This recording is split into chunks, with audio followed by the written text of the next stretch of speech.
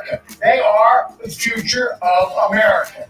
At the very same time that America refused to give the Negro any land, through an act of Congress, our government was giving away millions of acres of land in the West and the Midwest. Which meant that it was willing to undergird its white peasants from Europe with an economic floor. But not only did they give the land, they built land-grant colleges with government money to teach them how to farm. This is what we are faced with. And this is the reality. Now, when we come to Washington in this campaign, we are coming to get our check. We are owed $104 trillion on the very low end, plus $735 billion recurring. This number does not include the cost of about 50 Black Wall Streets that were decimated, nor compound interest from 2017 when Sean D. Rochester's book, The Black Tax, was published, nor the cost of Black life, nor the cost of living increases, nor the war on drugs, nor the current day pandemic. The number I'm working with is for slavery, Jim Crow, and accrued ongoing systemic racism, oppression, and disadvantage in the country our ancestors built with their lives. Good evening on the West Coast. Good evening in the mountain. Good evening in the central. Good evening on the East Coast. You know exactly who it is, family. Angela Nirvana, your hostess with the mostest on the reparationist perspective, bringing you those Friedman hot topics and making the case for reparations, making the case for weaponizing our vote, socializing our suffering. Thank you guys so much for being here. Hello, Twitter Space. Hello, Screwtube. Hello, Facebook. Hello, Twitter. Yes. Hello to one and to all and each and every one of you. Thank you for joining the live. Yeah, family, it is really getting kind of hectic. And I just had to come on today. I know I dealt with this towards the end of my broadcast yesterday, but it hit me like a ton of bricks to understand what recently happened to us out here, as hard as we have been pushing for lineage-based reparations. To have an American freedman, descendant of U.S. chattel slavery, turn on us, akin to Warren Connerly, who got rid of affirmative action for American freedmen here in the state of California. This is what Reginald Jones Sawyer's most recent betrayal feels very much akin to. It is horrific. Now, just to fill you guys in on a little bit of backstory, we have been fighting very hard. First of all, let's back the story up. There was a bill that we as the grassroots found out here. We decided to take that bill over. The bill was AB 3121. Some of you don't know the history. AB 3121. So the contemporary reparations grassroots movement found the author. That was Dr. Shirley Webber before she became the state secretary. She had a bill, and we decided that if we're not at that table, we're going to be on the menu, akin to how things worked out for Evanston. Well, it didn't work out for Evanston because American freedmen were not at that table. So they gave them a housing voucher, I think $25,000 towards home repairs and a down payment on the house. Now, this ended up being a housing voucher, and they were going to use marijuana taxes in order to fund these reparations in Evanston, Illinois. So we decided if we're going to take over anything, we're going to take over this particular bill, because we realized, it dawned on us at the time that we got involved with HR 40 at the federal level and grew that from about 5 signatures to damn near 200 only to find out it was not lineage specific. It was another Pan-Africanist grift. And we also realized that every hearing they were talking about, we're not even considering money. So for us, what does that sound like? Our civil rights and our affirmative action is going to be used to enrich everyone yet again. It was going to be a grift with this HR 40. So between that and what was happening over in Evanston, we decided to get involved. We got with Dr. Shirley Webber. We had our edits put in there, which basically stated that we want this to be specifically for American freedmen. Well, it's not language that way. The way it's language is that we would get special consideration as those who descend from U.S. chattel slavery, and that this does not exempt the federal checks. So in effect, when we took the bill over, it set us up to get two checks, one from the state and one from the feds. Now, I know y'all out here listening to folks who sit up here and tell you that don't go after state reparations. Don't allow them to do reparations on the state level.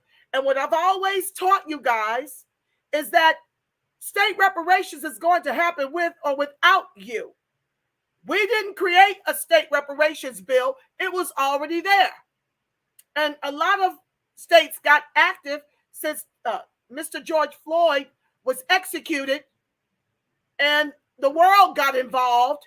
And then everybody started scrambling to pretend to want to do something in the form of reparations to fix us. So listen, the best you can do is attach yourself to what is already there, because if you start to create your own bills from scratch, now you've got to find a sponsor. Well, this was already authored. So all we had to do was go and project take that over. And we built an alliance with the author. We got our edits through. Once again, a reminder, the edits were, we have to be a top priority, those of us who descend from U.S. chattel slavery, and that this does not exempt the federal checks. So we literally got ourselves in position to be set up to get both money from the state and money from the feds whenever they start acting right and take on our edits for HR 40. That's why we were a no to HR 40. It wasn't lineage specific, and they kept saying every hearing, no cash attached. And so we went about, once we got our edits in there, we went about pushing for Governor Newsom to sign it. Governor Newsom, Demorat out here in California, he went into the thing damn near turned back into a pumpkin, okay? It was in the 11th hour. Maxine Waters and Ice Cube got involved and made the calls to the governor to sign the AB 3121 so we could start putting together a task force. And so everybody's like, well, you don't need to study. Well, it's a catch-22. If you don't understand the history, you can't put a number to the damages. And it's in the quadrillions, quite frankly. So, yes, by some tokens, if you don't want them to just throw a mere pittance at you, yeah, you're going to need someone to study the harms. Because as you know, the state of California wasn't the South kind of slavery, but they had the Fugitive Slave Act out here, which means if your slaver brought you to the state to mine gold on his behalf and you choose to escape while you're out here working for him, the Fugitive Slave Act says you can return that runaway slave back to his slave owner. So in that way, as much of a quote-unquote free state California was, they were fully involved in returning us back to our masters. And in that way, they were complicit. Okay? Hold on one second, family. I got to mute. I got to silence my phone. Just give me a second. It's interfering. Okay. So in that way, California was complicit in slavery. They also would do things to take our properties by eminent domain. You saw Bruce's Beach. After 100 years, get their beach returned to them. I mean, the properties around there are worth millions of dollars. And now that's finally been restored. So there are lots of ways in which, and listen, Chris has been doing things in the Twitter space to go over the 500-page preliminary report, chapter by chapter. If you want to know all of what went down out here in California, tune into those Twitter spaces, or, get the free download and read it for yourself. But California has been very, very complicit, as has the rest of the country, in tethering us to the bottom of this Titanic as the anchor of this country's capitalism. They don't get a pass because they were on paper a free state. So in the 11th hour, Maxine and Ice Cube managed to get the bill signed. Then we start to assemble a task force.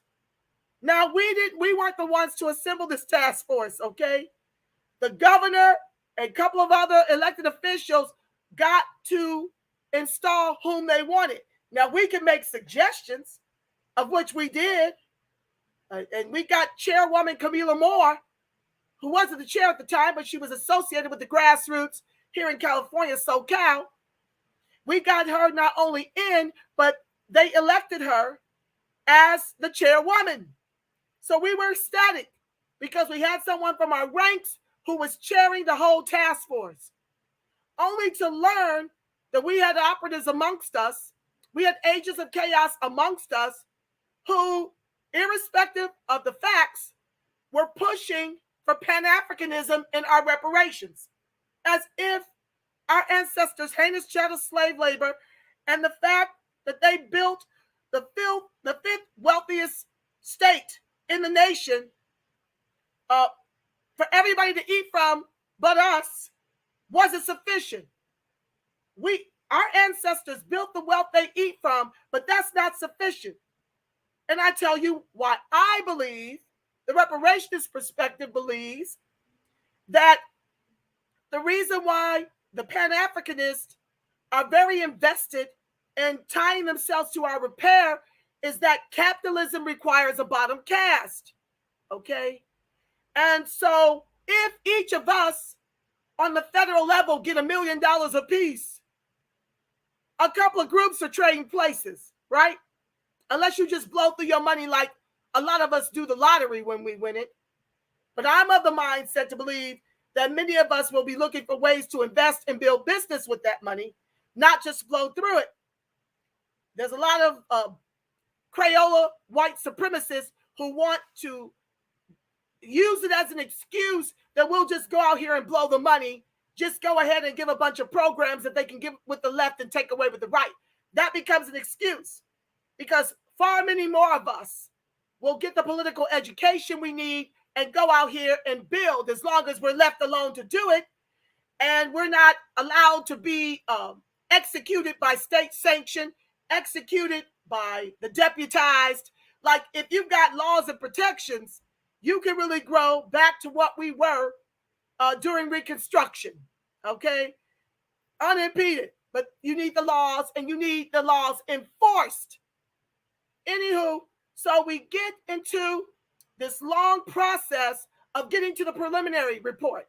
That was about a year's march, every month, twice a month, showing up. Many of you were there. You came in when I was streaming it. You called in. It took the nation of grassroots to get involved because they did no marketing. Most of the folks you talk to out here in SoCal didn't even know that we had assembled a reparations task force. It was like one of them things on the underground, word of mouth. And so because we were founders of the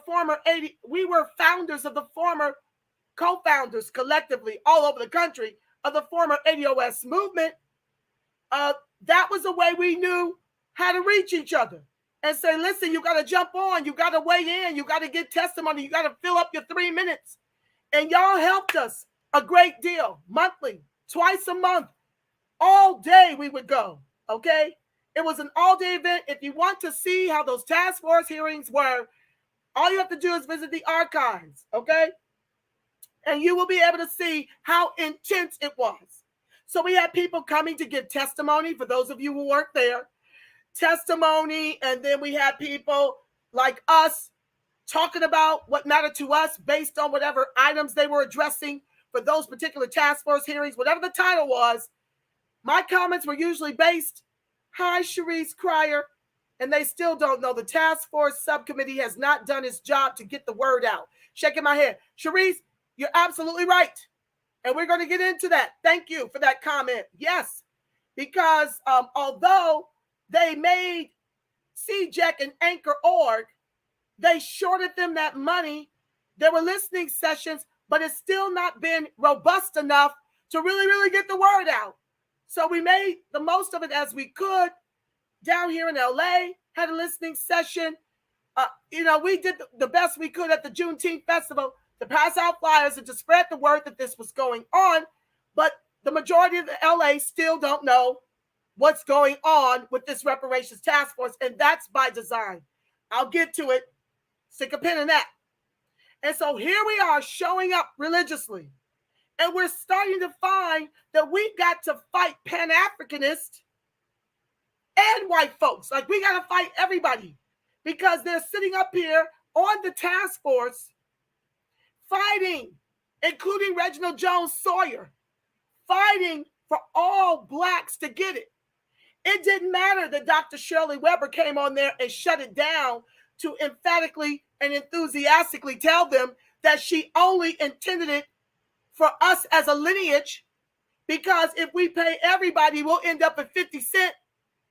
It didn't matter that she came onto the task force hearings to testify as to who she had in mind when she designed the bill.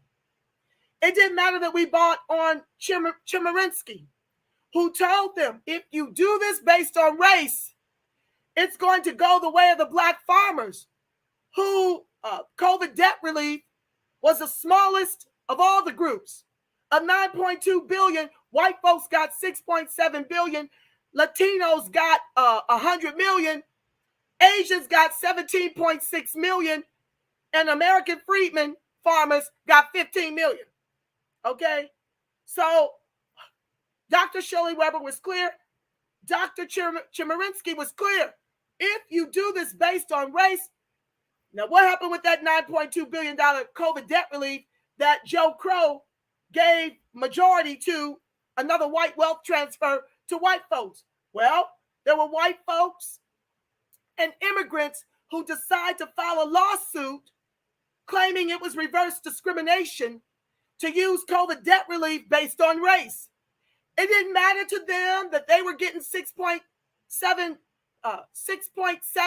of 9.2 billion as white folks. It didn't matter that the Latino farmers were getting 100 million.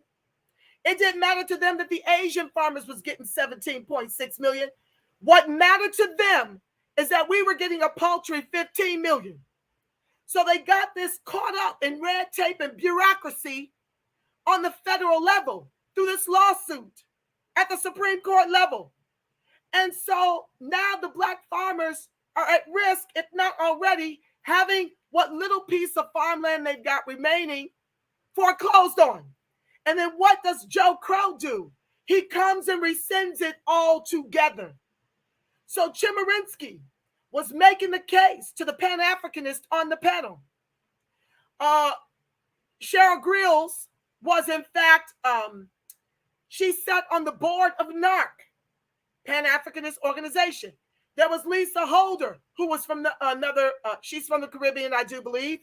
Don Tamaki, whose people got $20,000 for Japanese internment. And then the American Freedmen, descendant of U.S. chattel slavery, Assemblymember Reginald Jones Sawyer. These were the four that voted against lineage-based reparations. So it was 5-4. We barely eked this thing out. Barely eked it out after damn near a year of being in task force hearings twice a month. Okay? So it's a huge victory. We celebrated. We were just ecstatic. For us, it felt like emancipation. Now, mind you, I was complaining the whole while that 2 years was too long. given the dire state economically that blacks are in down here in the state of California, this is way too long. We need something more immediate. We need y'all to make a down payment. But folks conveniently started getting caught up in how the state could not afford to pay us, even though I want to say they had something like a $90 million surplus. Folks started conflating the fact that, well, they don't have the kind of money it's going to take to repair you akin to the feds. Nobody asked them to repair us to akin to the feds. But when you've got the fifth largest economy, I want to say it was a $90 million surplus. You can repair us even if you do it monthly or annually. In the same way, you've got no problem spending $1 bazillion to line your own pockets and on immigrants down here. You got a surplus, you can run us our coin. So I was on these task force hearings. Some of you heard me going all the way in about the data. I was explaining to them about, you guys have heard it. Based on that 2014 Color of Wealth LA report. I mean, how many moons ago was that? Imagine how things have gotten more dire for us given the pandemic. I kept explaining, listen, you guys are trying to give a come up to folks who are 333% more liquid than us. African blacks at that time were 60,000 liquid to U.S. black 200 liquid. Africans at that time were 56% degree to American Friedman, U.S. black 44% degree, and yet their median income was $115,000 to U.S. blacks $53,500. The Hispanics were 17% degree, and their median income was within $3,500 of U.S. black at 44% degree at $50,000 median income. I kept bringing the facts, bringing the fire, bring it, as did everyone else who weighed in. Everybody was fired from all over the country, helping us to finally prevail on a 5-4. Well, at the time, there was a rumor about Reginald Jones Sawyer calling on the Senate to give them more time. You don't need no more time. And quite frankly, given the data from 2004 to 2014, we are out of time. We've got the highest rates of unemployment, the highest rates of underemployment, the highest rates of incarceration, the highest rates in foster care. Okay? The highest rates in the private prison industrial complex, the highest rates in the juvenile detention centers. We are losing, and we've gone from 17 to 3% U.S. black in the state of California. Okay?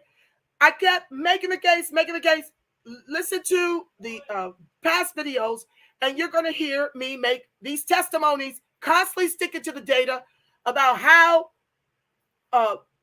black immigrants aren't owed reparations. Clearly, if you 60,000 liquid to my 200 liquid, we've been your reparations. Because what happens? They come over here under flat blackness, and white corporate and now immigrant corporate-run companies love to put more passive blacks that love their bathwater, the colonized in the Caribbean. They love to put them in those places over U.S. black who know what they are owed and who will hold you to task to pay them a California wage, will hold you to task on your racist BS. We're going to hold your feet to the fire and give you that work. And so now they found a way around that by pretty much getting rid of all U.S. blacks from the lower level positions all the way to the executive level. I told you guys what happened with me in Wells Fargo, how you'd be hard pressed to go into a black neighborhood and see any black representation from the retail level all the way through corporate. So that's what they started doing, coming up with ways to get rid of us and to replace us with immigrants and whites. And that's pretty much final out here. Most of you who live out here can attest to that. Anywho, we kept making the case. We prevailed. We're all happy. Then we hear about this bill. Now I want to run you the timeline of this bill.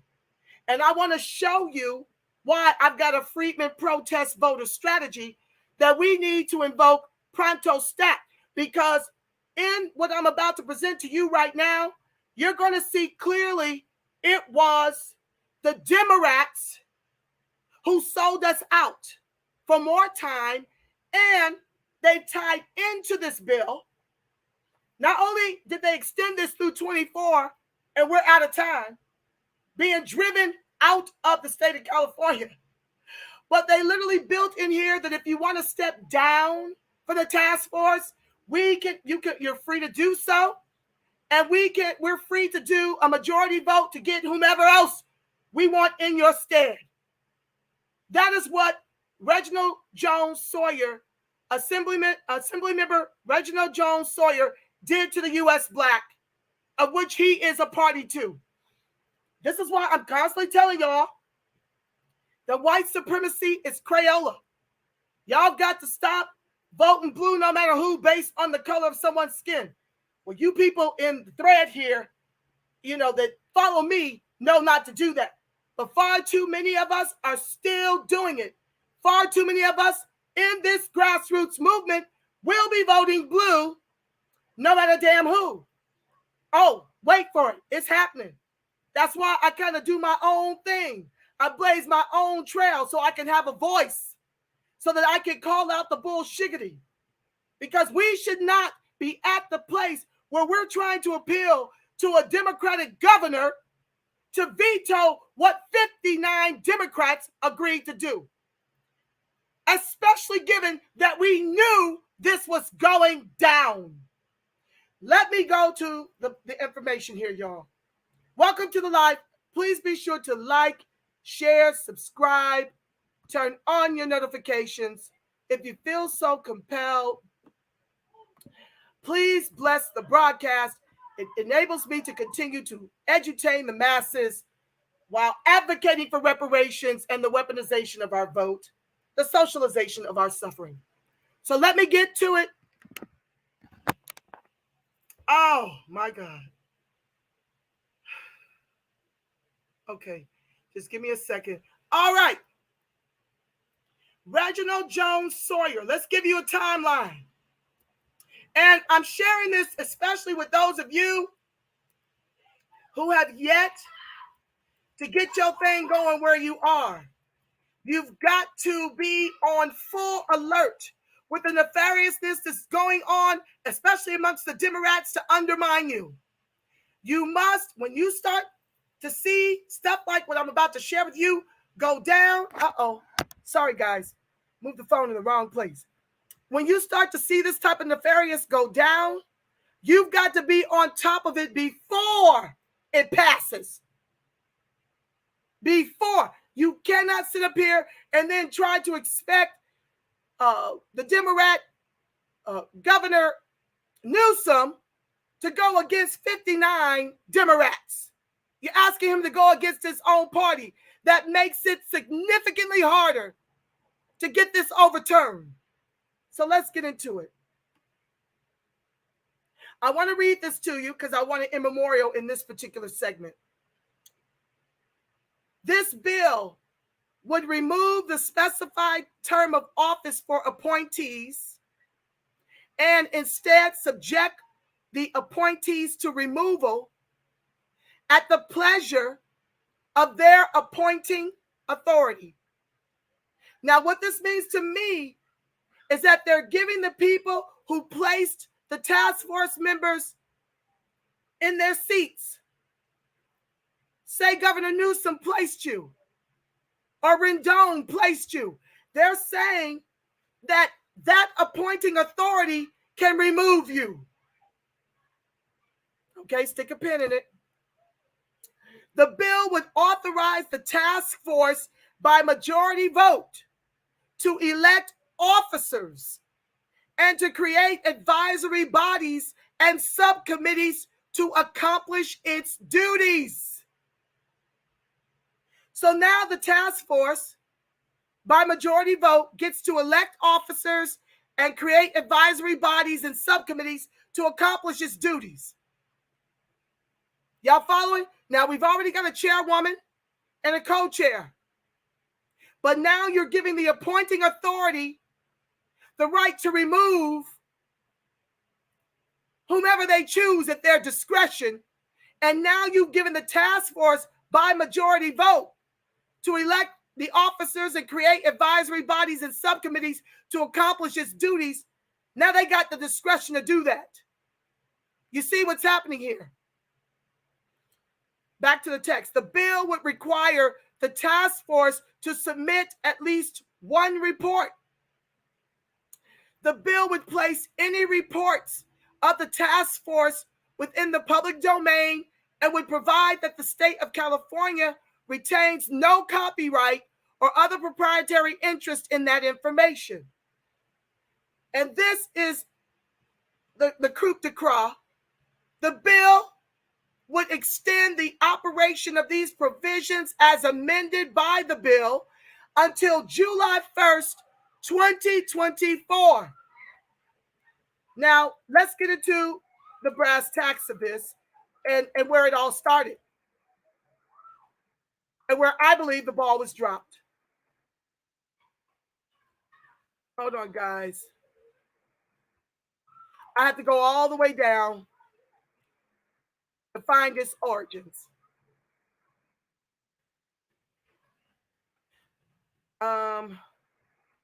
Okay, on February 16th of this year, it was read the first time and went to print. February 17th, from printer, may be heard in committee on March 19. On March the 3rd, it was referred to come on JUD. March 22nd, assembly from committee do pass and re-refer to comms on committee on approval, 6 ayes, 2 noes on March 22nd. Refer to come on APPR. April 6th, it was in committee, set first hearing, referred to suspense file. May 19th, from committee to pass, 12 ayes, 3 noes. Read a second time, ordered to a third reading. May 25th, read the third time, it passed, ordered to the Senate with 56 ayes, 13 noes, page 4,932. May 26th, in Senate, read first time to come on RLS for assignment. June 1st, Senate referred to come on JUD. June 15th, from committee, do pass and re-refer to come on approval. 9 ayes, 0 noes. June 27th, in committee, referred to suspense file. August 11th, from committee, amend and do pass as amended. 5 ayes, 1 no on August 11th. Read a second time and amended. Ordered return to second reading. On August 15th, read the second time, ordered to third reading. August 29th, read for the third time, passed. Ordered to the assembly. Ayes 32, no 6. On August 30, the Senate amendments concurred in to engrossing and enrolling. 59 ayes, 13 noes. Those 13 noes were all repugnant clan. All repugnant clan. Every last Demorat, all 59 of them sold us out. Okay? So what I'm trying to tell you, family, we have got to stop trying to play catch up. We have got to stop pulling up the rear. If we knew about this all the way back, what was the first date I read you? February. If this was known all the way back in February, it is imperative that you, as a grassroots organization, go on full attack. That's the time to give the calls to action. When you know it's going down, you don't wait until it passes, and then you try to get a Democratic governor to veto and piss off a party of 59 ayes to this measure here. Then why do I say we are out of time? Thank you. I'm glad you asked. I'm going to an article that I pull up.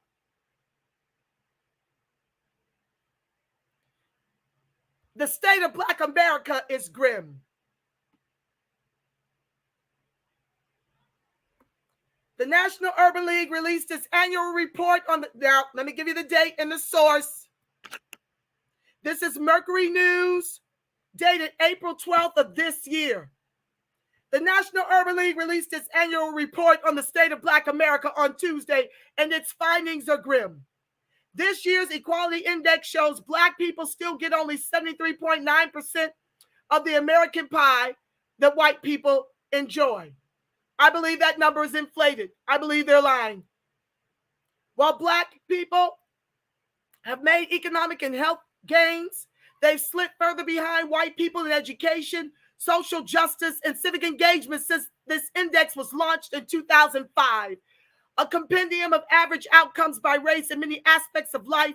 It shows just how hard it is, I hate this word, for people of color to overcome systemic racism. The Civil Rights Organization says, now me speaking, this ain't a people of color thing. This ain't a people of color thing. Let me jump to the data. I want to share this. I want to share this graph here in California, and you'll see us in purple on this graph in terms of how disparate the incomes are out here. I just want to highlight this for my audience. Twitter, hold on while I pull this up, while I read from the other document. Okay, I want y'all to really see this, so I'm going to make me smaller for a time, and I'll be back. I'm still reading. Let me go back to the article. Okay, so this is not a people of color thing. I've shared with you guys, if you look at that graph, you will see who's beating the brakes off of us.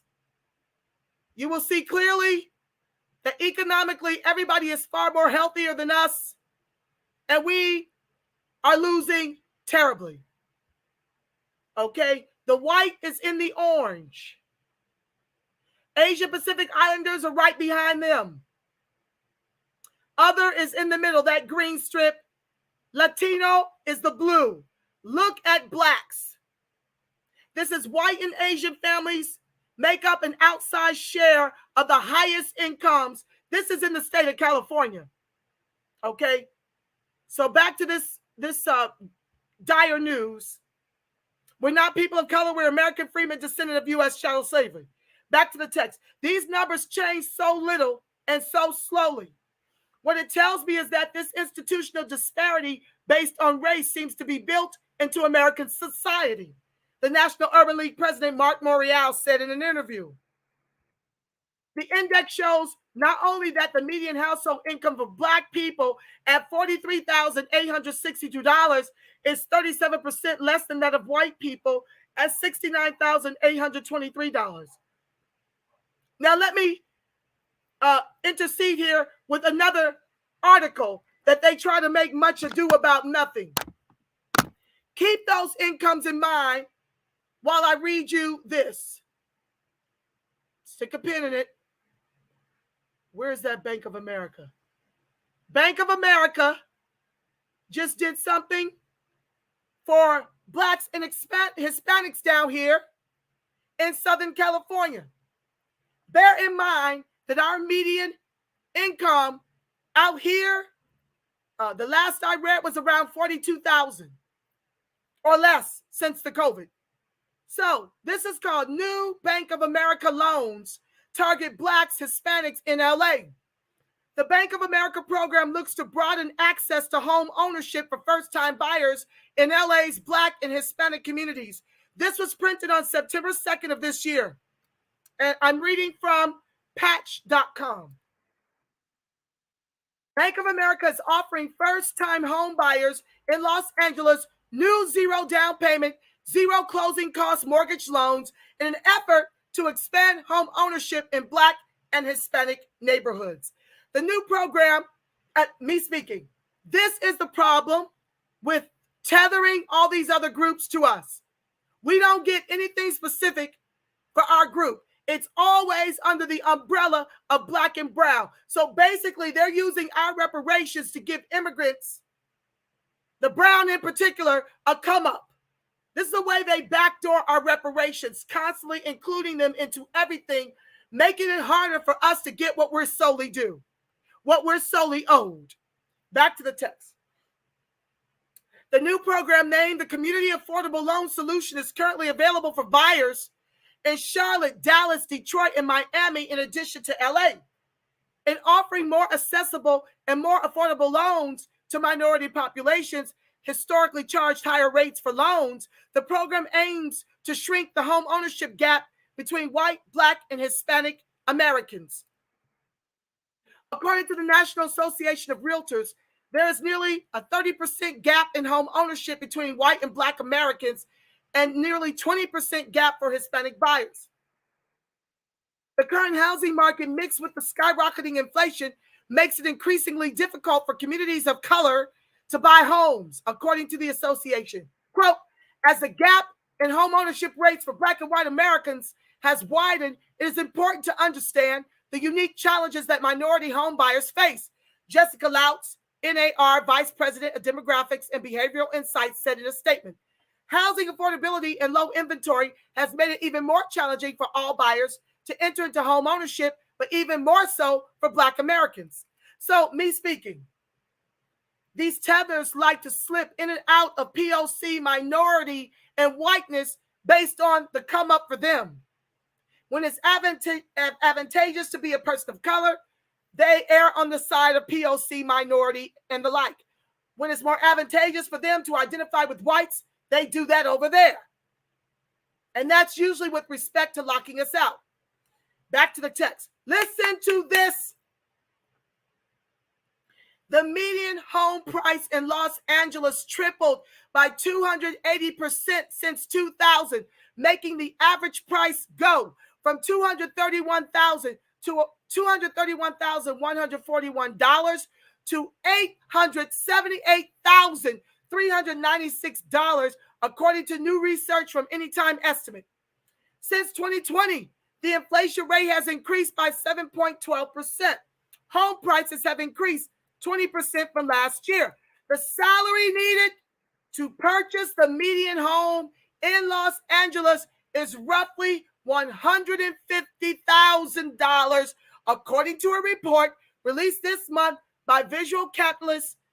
The average salary in LA, not us, family, and still it's below what is required for a home valued at $878,000. The average salary in LA is $72,686 annually.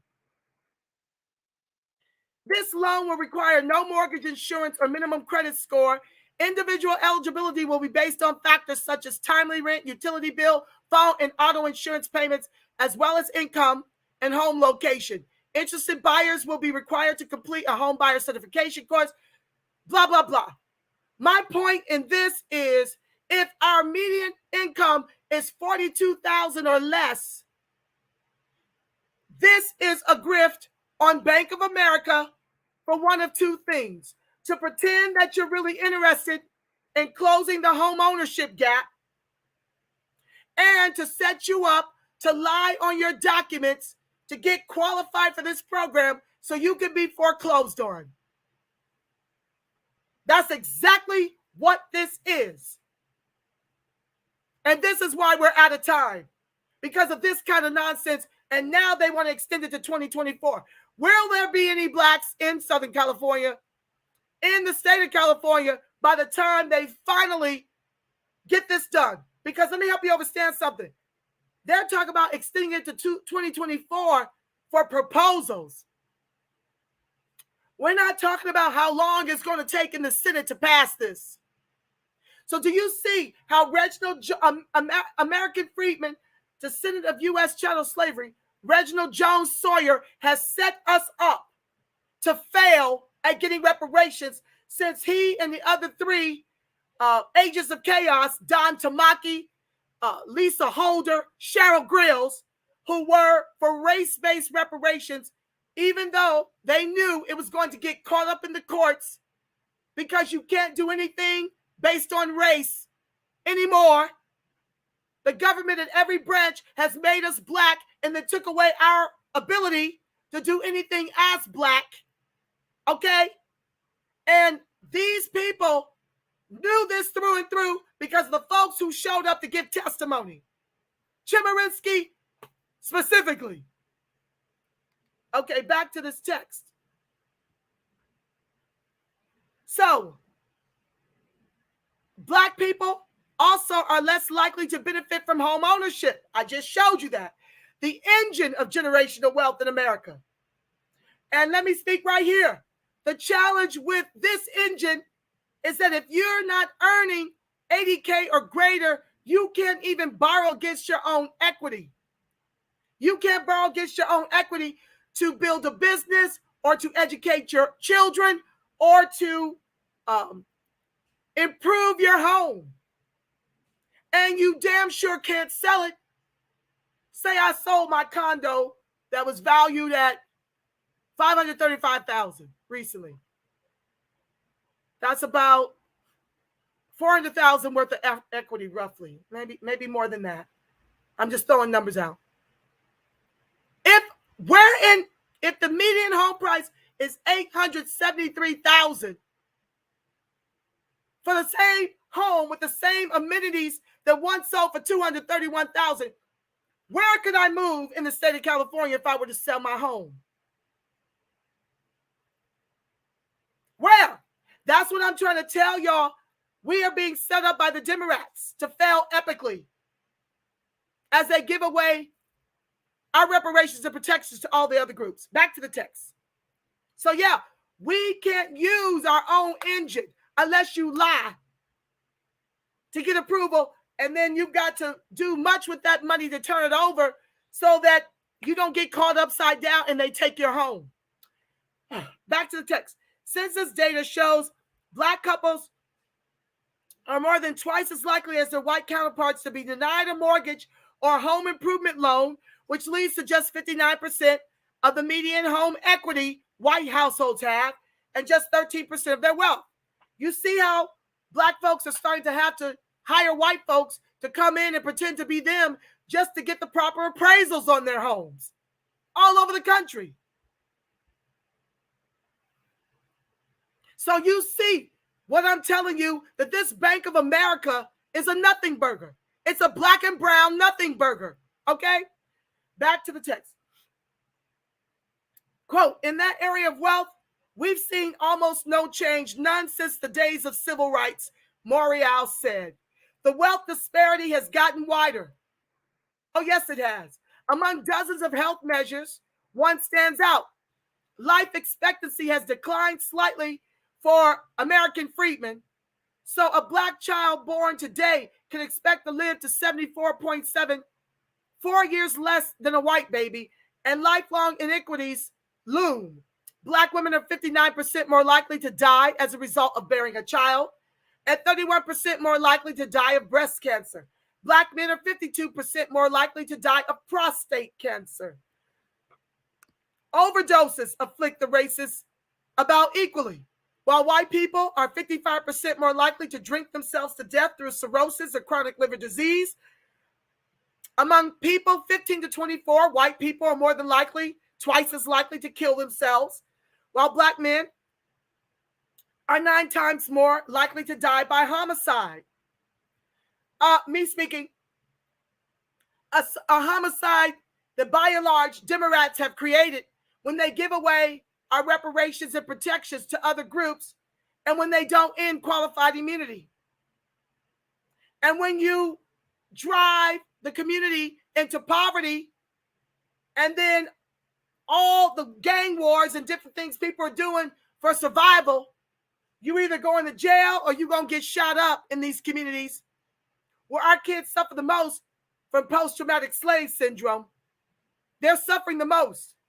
PTSD in our communities because of what this government has specifically done by way of institutional systemic racism. You can't sit up here and blame us for not putting pulling up our bootless straps, which is what far too many Friedman, black immigrant, and white folks and others love to do. They love to pretend that these other groups come in here and just get to work and grind, and now they're on top. This government gives them our taxes, gives them our reparations to put them on top. And then folks want to look at us like we're not trying hard enough, and even quip that on the campaign trail and all manner of things like we're winning. And that's why it's imperative to unflatten blackness so that this country can see. Not that it doesn't know, but we need the nation and the world to see, based on these numbers, what's going down.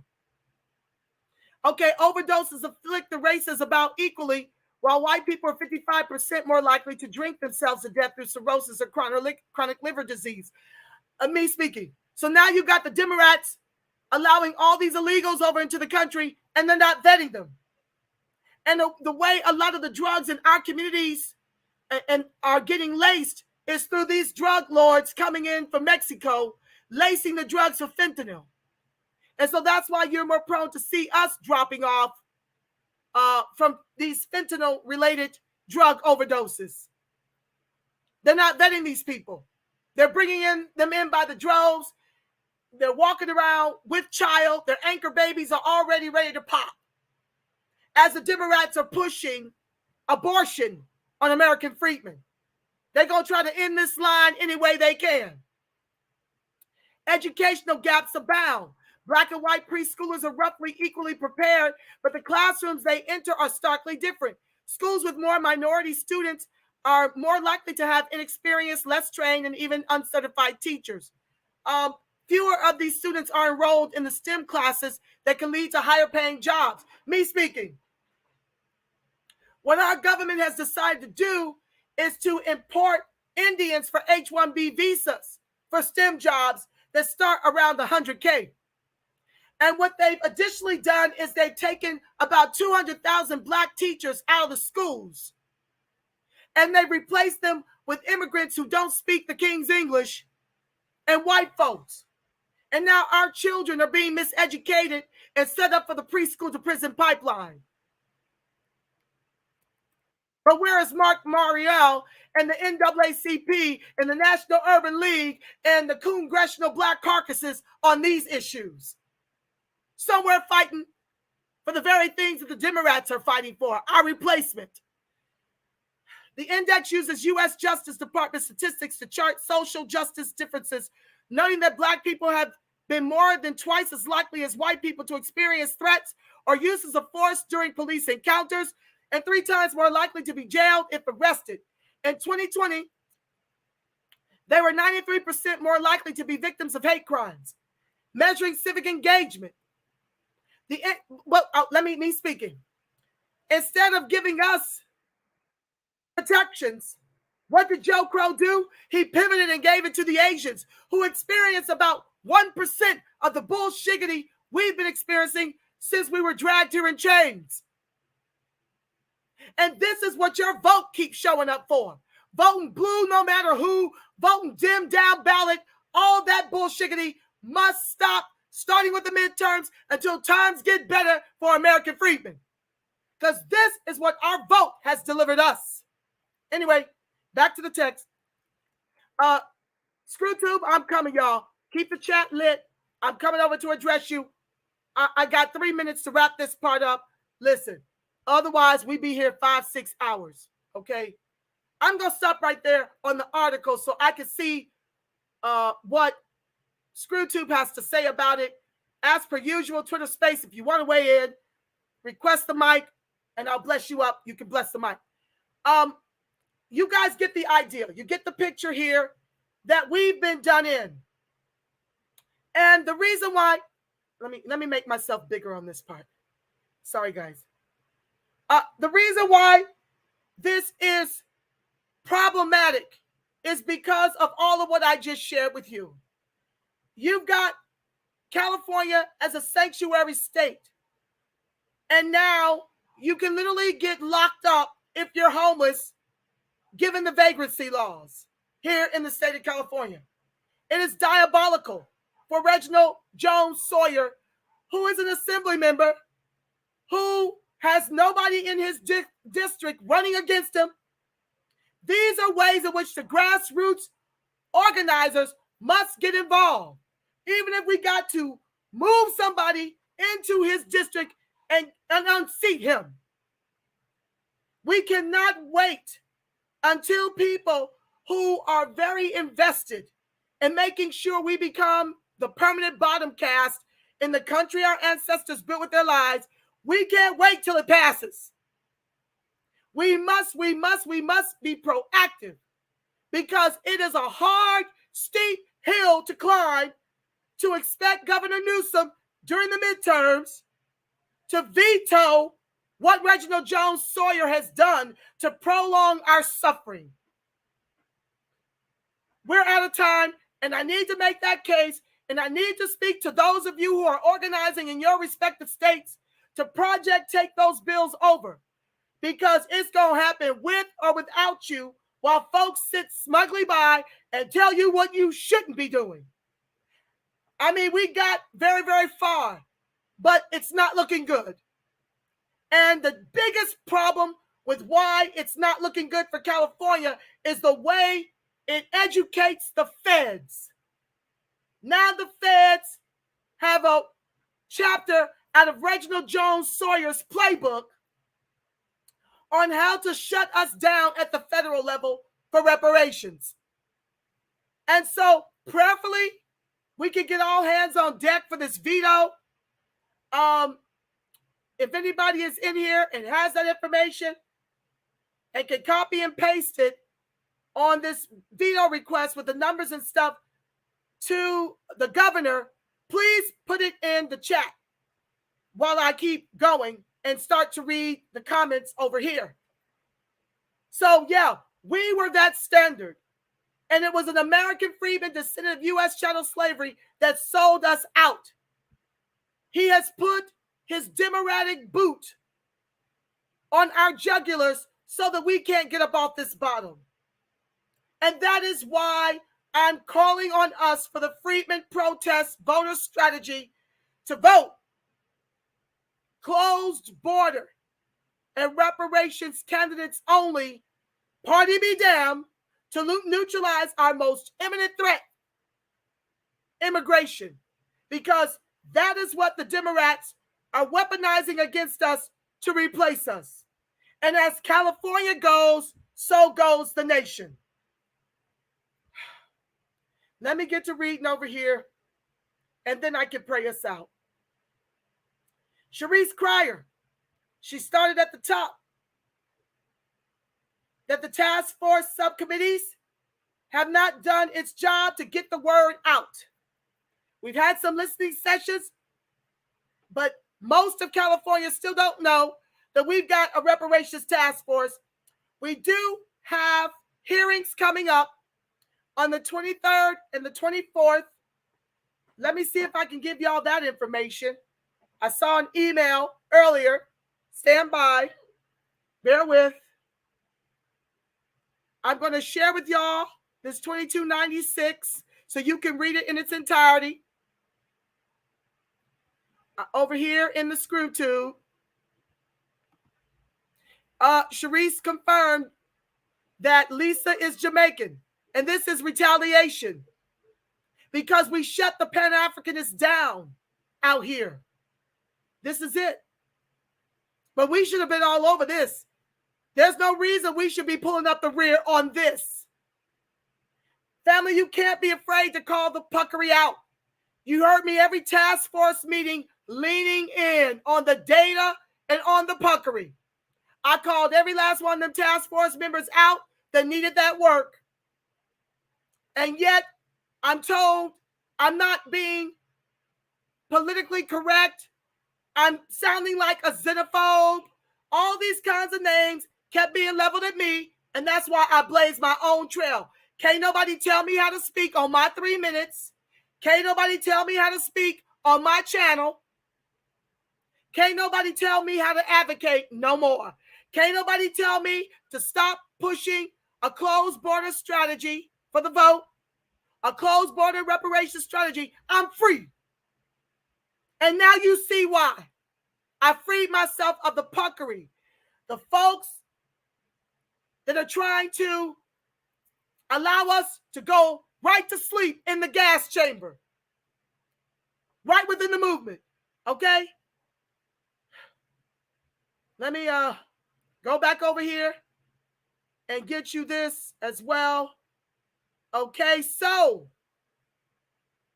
here we go. AB 3121 task force meetings are coming up the 23rd and the 24th at 9 a.m. That's a Friday and a Saturday. Paradise Baptist Church, 5100 South Broadway, Los Angeles, 90037. We need to turn the mother sucker out. I'm going to copy and paste this so y'all will have it. Agents of chaos are everywhere, family. Y'all got to keep your head on swivel. They'll sell you out. They will sell you out. Know this. All the while trying to make you out to be the problem. Let me go get to, okay, so Cherise said that. Welcome, Insane Optimist. I see you, family. Please, yes, like, share, subscribe, turn on your notifications. Cherise confirmed that Lisa is Jamaican. She was the one that was a no and against lineage-based reparations. Cherise goes on to say, right after the commission took the vote for eligibility, huh? Well, Cherise, they were actually, you're absolutely correct. You're absolutely correct. All of this happened around the same time. And for me, they saw the direction things were going in that chat because we, the country, the grassroots all over the country, called in, weighed in, gave testimony. Y'all was doing the most. We're so grateful to you. I pray it wasn't in vain. I pray we can get Newsom to veto this, but we shouldn't be picking up the rear. The ball has been seriously dropped.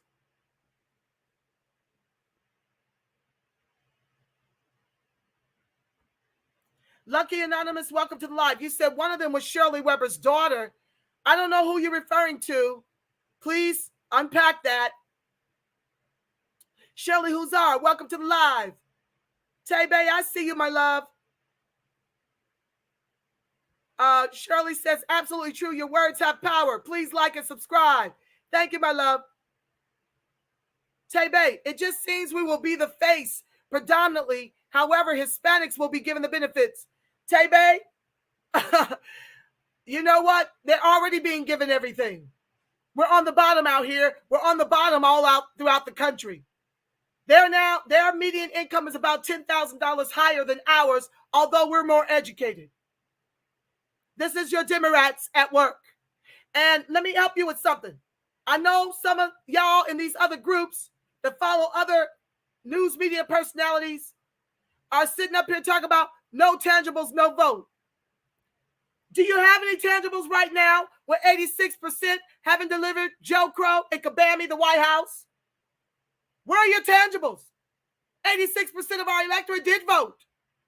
And so what I'm trying to tell you is that you've taught the Demorats they don't have to give you anything. And when you stay home, no tangibles, no vote, and you don't get as revolutionary with your vote as did our ancestors who knew when to pivot from the repugnant clans to the Demorats for civil rights, then you leave the fate of our lineage in the hands of immigrants who seek to replace us and Crayola white supremacists who hate us down to our baby toe. This is some kind of hate of his own people by Reginald Jones Sawyer to sit up here and get this extended to our peril in the state of California.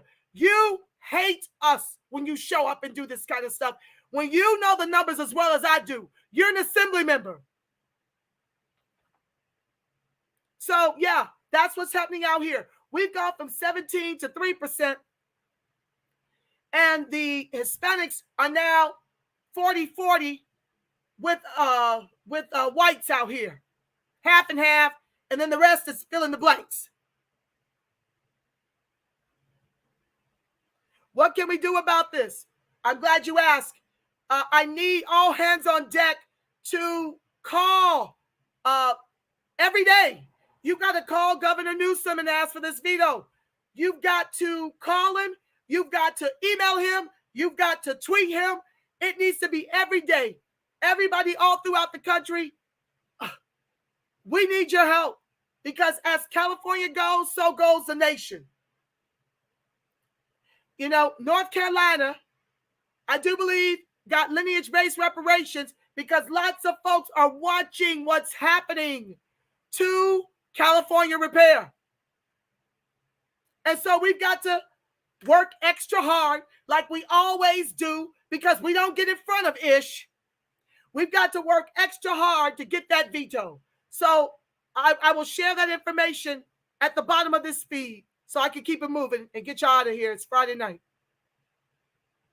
Tebe, there's nothing we can say no to, honey. It's already done.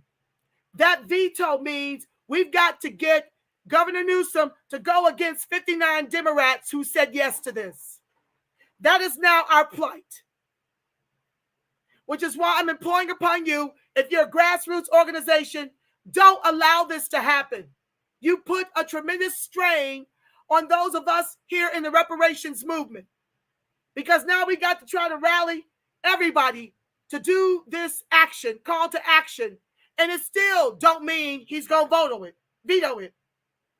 It's not guaranteed. Another thing you could do is show up to the task force hearings in droves, standing room only, to bless the mic and protest against what Reginald Jones Sawyer has done. And folks need to stop pretending like they did not know this was going down. You absolutely knew. I've been on meetings where we talked about this. You absolutely knew, task force. Let's stop pretending like you did not know. And I just read you the litany of dates to how we got here. So don't lie to me, Argentina, okay? From February all the way through August, this has been going down. I've not received any actions until now that it's done. It's a hardship. So, Tebe, there's nothing to say no to. We should have been having calls to action before August 30th, when we knew Reginald Jones Sawyer was seeking to extend the time. I didn't know he was at the same time making amendments while nobody clearly was watching. He was making amendments to alter the task force. To me, that will be next. Shirley says, thank you, my love. Shirley Huzar, Urban Game Changers. Make sure you like, share, subscribe on her channel. She's always bringing the fire. The Bank of America bill that talks about helping people of color are talking about immigrants. It's for the immigrants who have migrated into California, the Afghanistanis, and the Ukrainian people of color. She's absolutely correct. This is the same thing they did to the Friedman Bank Forum. They weaponized our Friedman Bank that was pillaged by white folks to give the come up to one Hispanic credit union in particular. The gentleman who was at that forum, Luis Pasteur, you can look up the forum on Screwtube and watch it for yourself. I've shared it also. He basically said the $100 million that he was gifted from our Friedman Bank Forum is going to enable him to take over North Carolina with about 126 ethnicities within the Latino races communities that he services. He's going to be lending money, 40 going to North, to take over North Carolina. So you're absolutely right. What they do is pretend that it's for us. But as I told you, the median home price is $873,000. You need a median income of $150K, and our median income since the pandemic is around $42K or less. So you're correct, Shirley. It's not intended for us. It's intended for the immigrants and the refugees. With your vote, 86% of our electorate. Tebe agrees. Tebe says, one podcast mentioned we can homeschool, 16,000 federal monies per kid, homeschool hire our own teachers, $16K.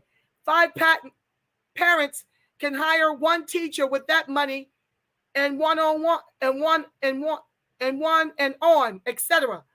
That's a brilliant idea, family. But somebody needs to carry that to the community.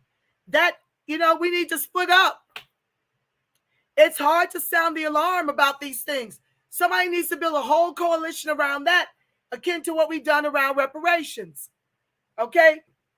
It's a lot of work, and we need all hands on deck. But we should be, but can we? Okay, so I shared about the task force meetings. She voted yes for Reggie Sawyer Jones's bill. Wait, Dr. Shirley Webber was one of the 59 to vote yes for this? I got to look that up right now, y'all. I got to look that up right now. Stand by. Lucky, if you've got a resource, please drop it right now so I can read it. Dr. Shirley Webber's daughter voted for AB, what is it, 2296.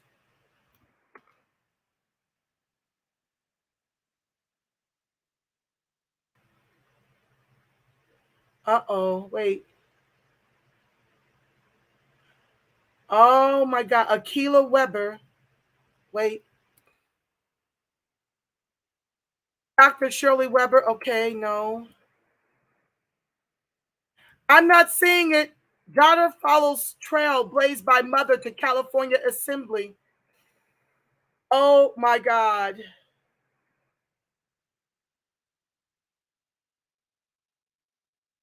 Oh my God. Okay.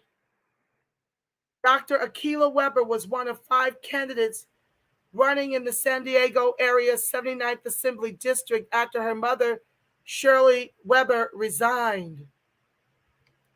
Oh my God. Who is currently the assembly member of the 79th District? Democrat Akila Webber. Oh my God. She was one of the 59?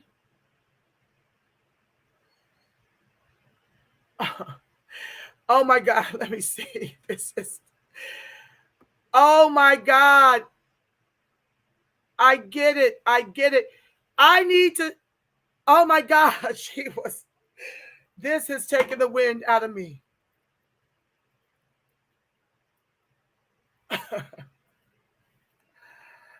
Oh my God. Akila Webber refuses to call ICE on illegal aliens while U.S. freedmen are mass incarcerated in her district, says the U.S. Atlantic Creole Nationalist Party. Lucky said, I will send it to you on Twitter. Oh my God. Oh my God. This is too much. I'm speechless. I don't even know. This is making me want to take to my bed, y'all. She voted yes. Well, all 59 of them did. I don't know of any Demorats that voted no.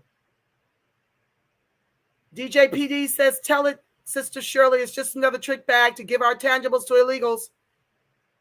No lies detected. U.S. Atlantic Creole Nationalist Party, thank you for joining the live. Baltimore Congressman Kwesi Mfume signed an infrastructure bill that grants money to illegal aliens. While his district has E. coli in the water.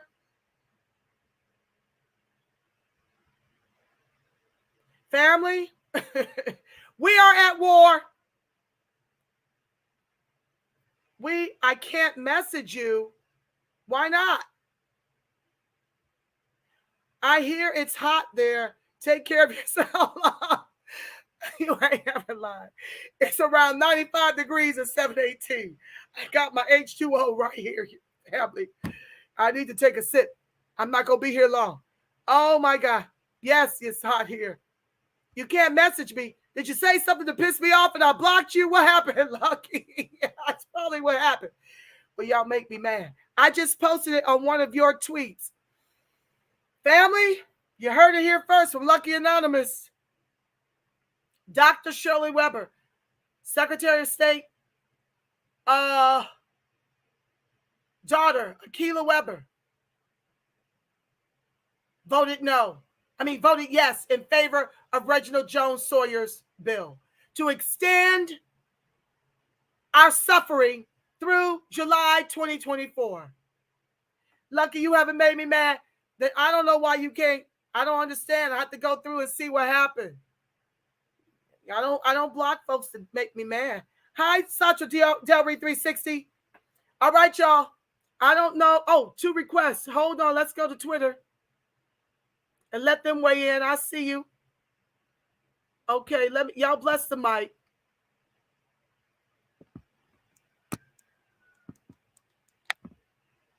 Go ahead, Rella.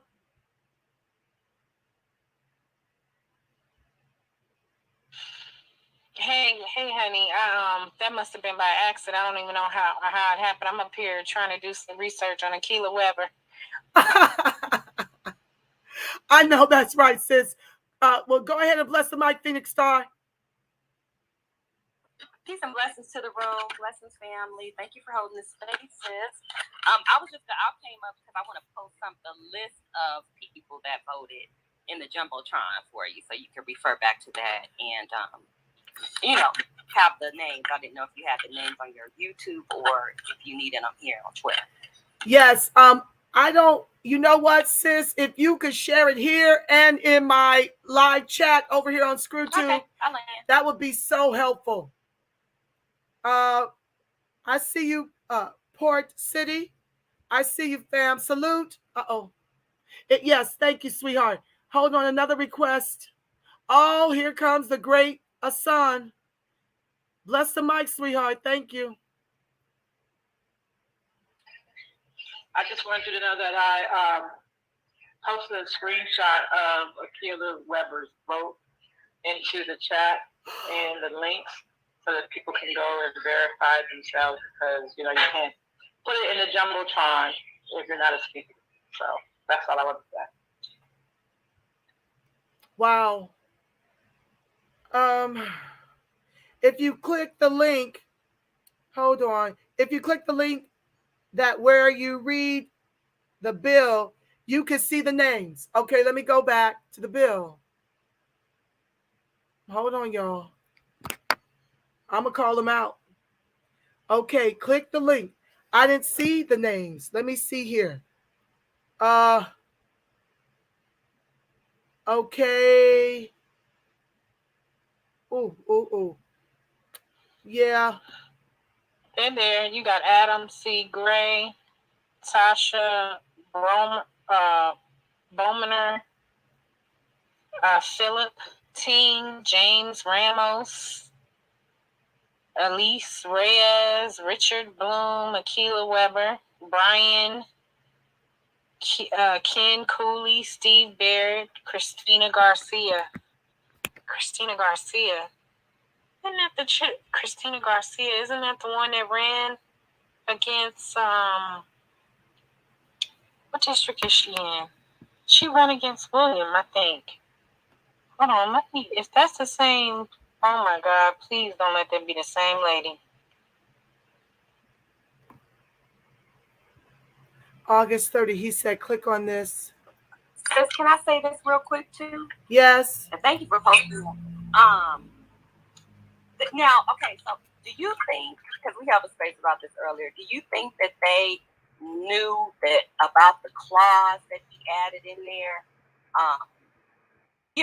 The clause about the separating and switching up of the task force from what he put in there at the last minute. Do you think that all of these people read through it, or do you think that they, the majority of them just signed off on it? What you think?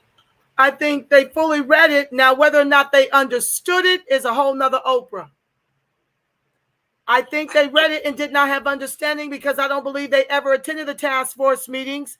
I don't believe they had an understanding of our year-long fight for lineage-based reparations. I don't know that they know that he was a no on that 5-4 vote for lineage-based reparations. But that's why it's our job to stop this from February. They should have never got this far. We should have been all over the place. Folks want to hold town hall meetings and press conferences for things that are far less important. This would have been the time to do it. Let me thank you so much for sharing with me how to get over here and see this. Lucky, I found it, fam. I found it. I'm going to read it because I want it to be memorialized here as to how you need to vote these people out. And I'm going to share with you the Repugnant clans that were a no. Okay? Now, for the same reasons, I don't even know that the Repugnant clans knew that a no to this bill was going to help us to get to our reparations proposals by next year, July. Okay? I don't know if anybody had enough information. The Repugnant clans could have just been doing it to, kick the can. I don't know anybody's motive, okay? But let's get into it. So 58 of 59 Demorats, well, actually 59 voted yes because the other counted as a yes. All right.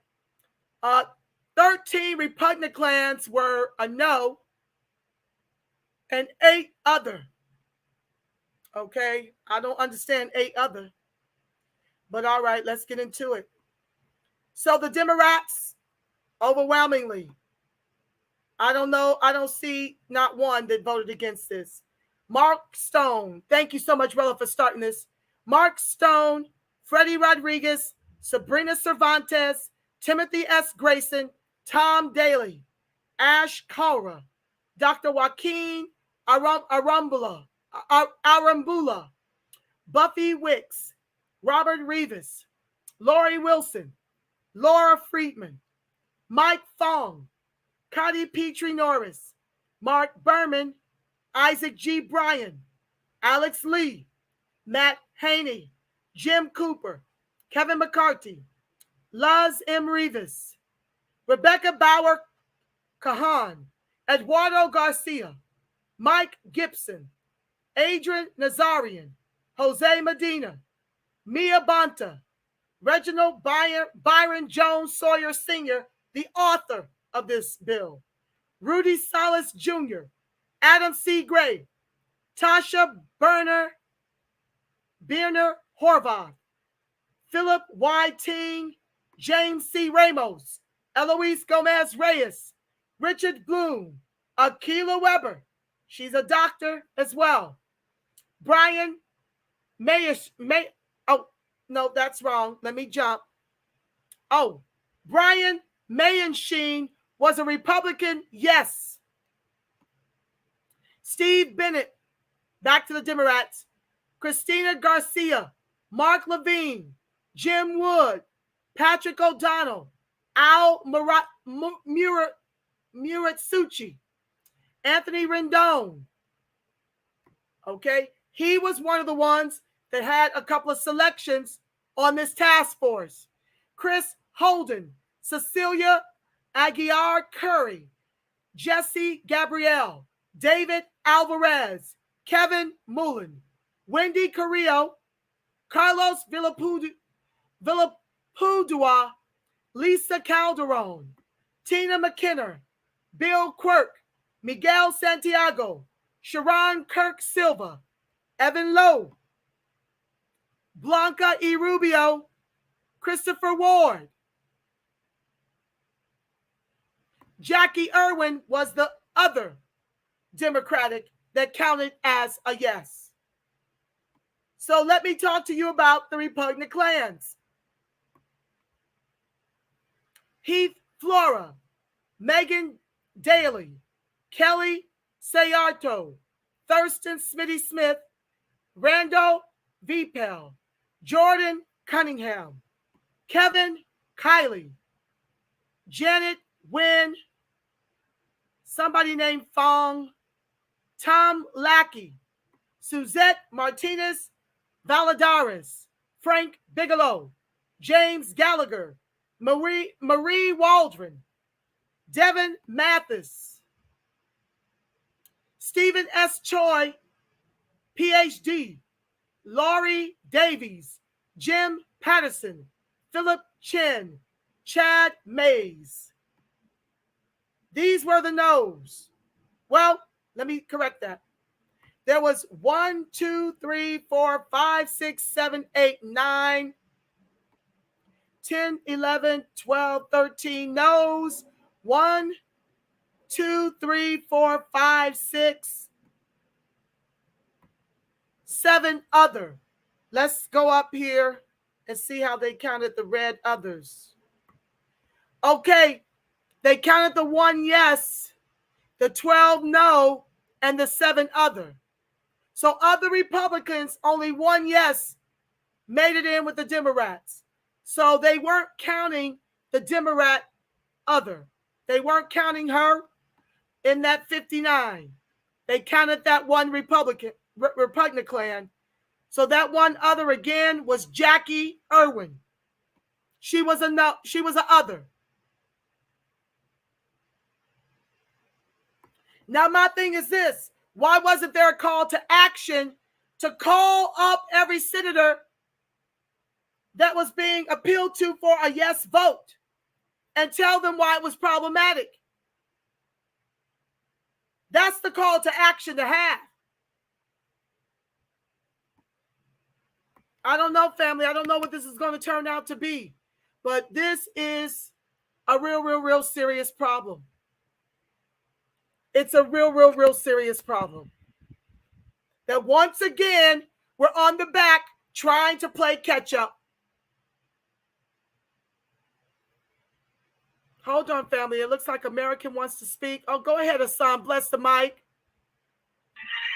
I just wanted to point out that what this tells us is the clear Democratic agenda, and that they did this under the cover of darkness. They made sure that, that the general public was not aware of it. And this is clearly a narc and cobra move as well.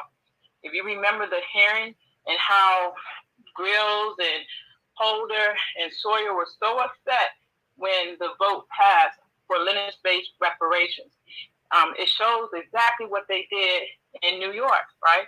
How Narcan and Cobra went under the cover of darkness while we were all distracted dealing with something else.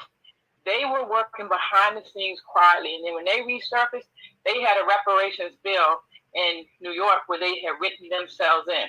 So what this should teach all of us is that we cannot allow ourselves to be distracted on busy work. We have to stay focused on the legislation. Even when you don't hear anything but crickets, that's when we should be crawling through the legislation in our state to make sure that we are the first ones to put these bills out. Rather it's reparations, rather it's under something else, but we need to stay conscious to the fact that when things are seemingly quiet and we are all pivoting and paying attention to other issues that really have no significant benefit for us as American freedmen, like for instance, if we're running around screaming about our identities and who is the strongest and who's the busiest worker, then that means you're not actually working. And that means that our opposition, they're quietly behind the scenes letting us argue amongst ourselves over really simple-minded issues while they're behind the scenes attacking us and locking things down to where we are always on the reactive end of everything versus being on the proactive end. So I just wanted to just point out to everyone to please check your state legislation. Be aware of what is being put forth. And now they're getting more sophisticated with this, so they're not going to put it always under reparations. It could be reconciliation. It could be atonement. It could be compensation. it's various ways now that they are trying to push these bills through to lock us out. So we have to stay on top of our game. I land my plane. You're absolutely correct, son. But I thought that New York was able to get in there and take it over and get it back from the Pan-Africanists. They weren't able to get that overturned? They were. But the point is how they did it. The same way this has happened in California, right? Under the cover of darkness, no one was aware that Narcan and COBRA were even working on that bill until it was done. And then we had to go on the reactive side and prevent it from actually passing in that case. But the idea is they're working silently. They're not letting us know what they're doing publicly. They're not out here screaming about the work that they're doing. They're quietly working without drawing any attention, but they're in contact with the legislators of those states, and they're getting things done without us, without our opposition. When I say without us standing in their way. So we just need to pay more attention to what's happening in our local states, so that what just happened with California, what has happened with New York, doesn't happen again. We have to learn from what's happening and see how they are moving, so that we can now compensate for the way they're moving, for us to now start to move in a totally different way when we're talking about advocating for the things that we want. Thank you. Go ahead, America, and bless the mic. Oh, okay. This is a lot. Thank you for allowing me to speak. If you notice, I have closed mouths with a zip on it, because it is time for me to go ahead and pull back, because I have a lot to say, and even though I'll be hitting with some good stuff, it's time for me to really get off of this and really do more work in the back end, like they're doing. Second thing is that I knew, just like a lot of us knew, about this AB 2296, because you got to remember, when we were in this doggone chat room and going in and out, remember he brought that up, the Sawyer guy, and he was really mad at us because we kept going at him, because we saw what he was doing. He was against it from day one. He don't want us to have it. We are going to have to, and this is, I'll just do it. It's something we're going to have to eat. Two things that I'm saying. We're going to have to get the Democrats out of there. 100%. Damn near. They ain't no near. They have to go. Why? They're fighting us back. And we didn't even start the fight. Quiet as it's kept. Right? We just started. It was a defense thing when it came to us, right? They don't want to do anything for us. This shows you right here, with all of those demon crats saying yes to this. That's very telling and very deep, that they are not planning to push this stuff no farther than that task force. Why does this kept? And I think we all know this, that stuff wasn't supposed to go as far as it did. What had happened was, they didn't understand that we have a grassroots that is coming up and up and up and up. They was not expecting what happened in California. They was going to sweep that stuff under the rug and go get reelected. There are a lot of quote-unquote Latinos right now that's going ham there, God as it's kept. There's a lot of Latinos that's been there that's not really actually liking what's going on, because actually funny, they understand that those are going to be the new Negroes, as we say, quote-unquote. Those are going to be the ones that they're going to be replaced with also, because you got to know it's a game, a turning door with these demon cracks, right? So they pluck them on the pedestals, those old school Latinos that they ain't gonna need no more, because why, they getting a little bit uppity now. You know, we're gonna need to go and reach down to the ground to put these other Latinos above you, because you know why? They work hard than you, Mr. Latino man that's been here, that they told you to work hard over the Negro. Quiet as it's kept. They rolled up on Nancy Pelosi not once, not twice, but 3 times, ready to give her that work. And that real work, none of that work that we talking about, we should overcome, hallelujah, and jumping around. God looking at us like, hold up, man, I ain't never told y'all ignorant behind to do this stuff. You know, it's time to really ride and be strategic in your writing, you know, and we have not done that. Now we're being strategic in it, they still not playing, right? We have allowed these folks to run shotgun in our car, driving all in and out of lanes, swerving and stuff, talking crazy to us while we looking at them, asking them, please slow down. Something is wrong with us if we roped these Democrats in. They told us they was going to kill us. They told us this. And for the Negroes to go out there and redo it, I can't fool with you. Roland Martin is over. I'm sorry. I can't laugh with you. We don't have anything to talk about. And you're not going to get another job, sir. I don't know if you noticed that or not, because what they do is every 4 years, you get a job, then they throw your ass up out of there. Right? It's funny that they threw you away from CNN. But then when they need you to do something for the Negroes, like, hey, we're going to give you a quick little contract, maybe a year or two. You know, we're going to bring you back because we're going our way back to the White House, and we're going to need you to do what you need to do for us. Those jobs are drying up. His money is drying up. Right now, there's an article with CNN talking about, hey, we're going to start going ahead and pushing more to the right. What the hell is that supposed to mean? I'm going to tell you what it's supposed to mean. A lot of these Democrats are posing now. They're posing as Republicans.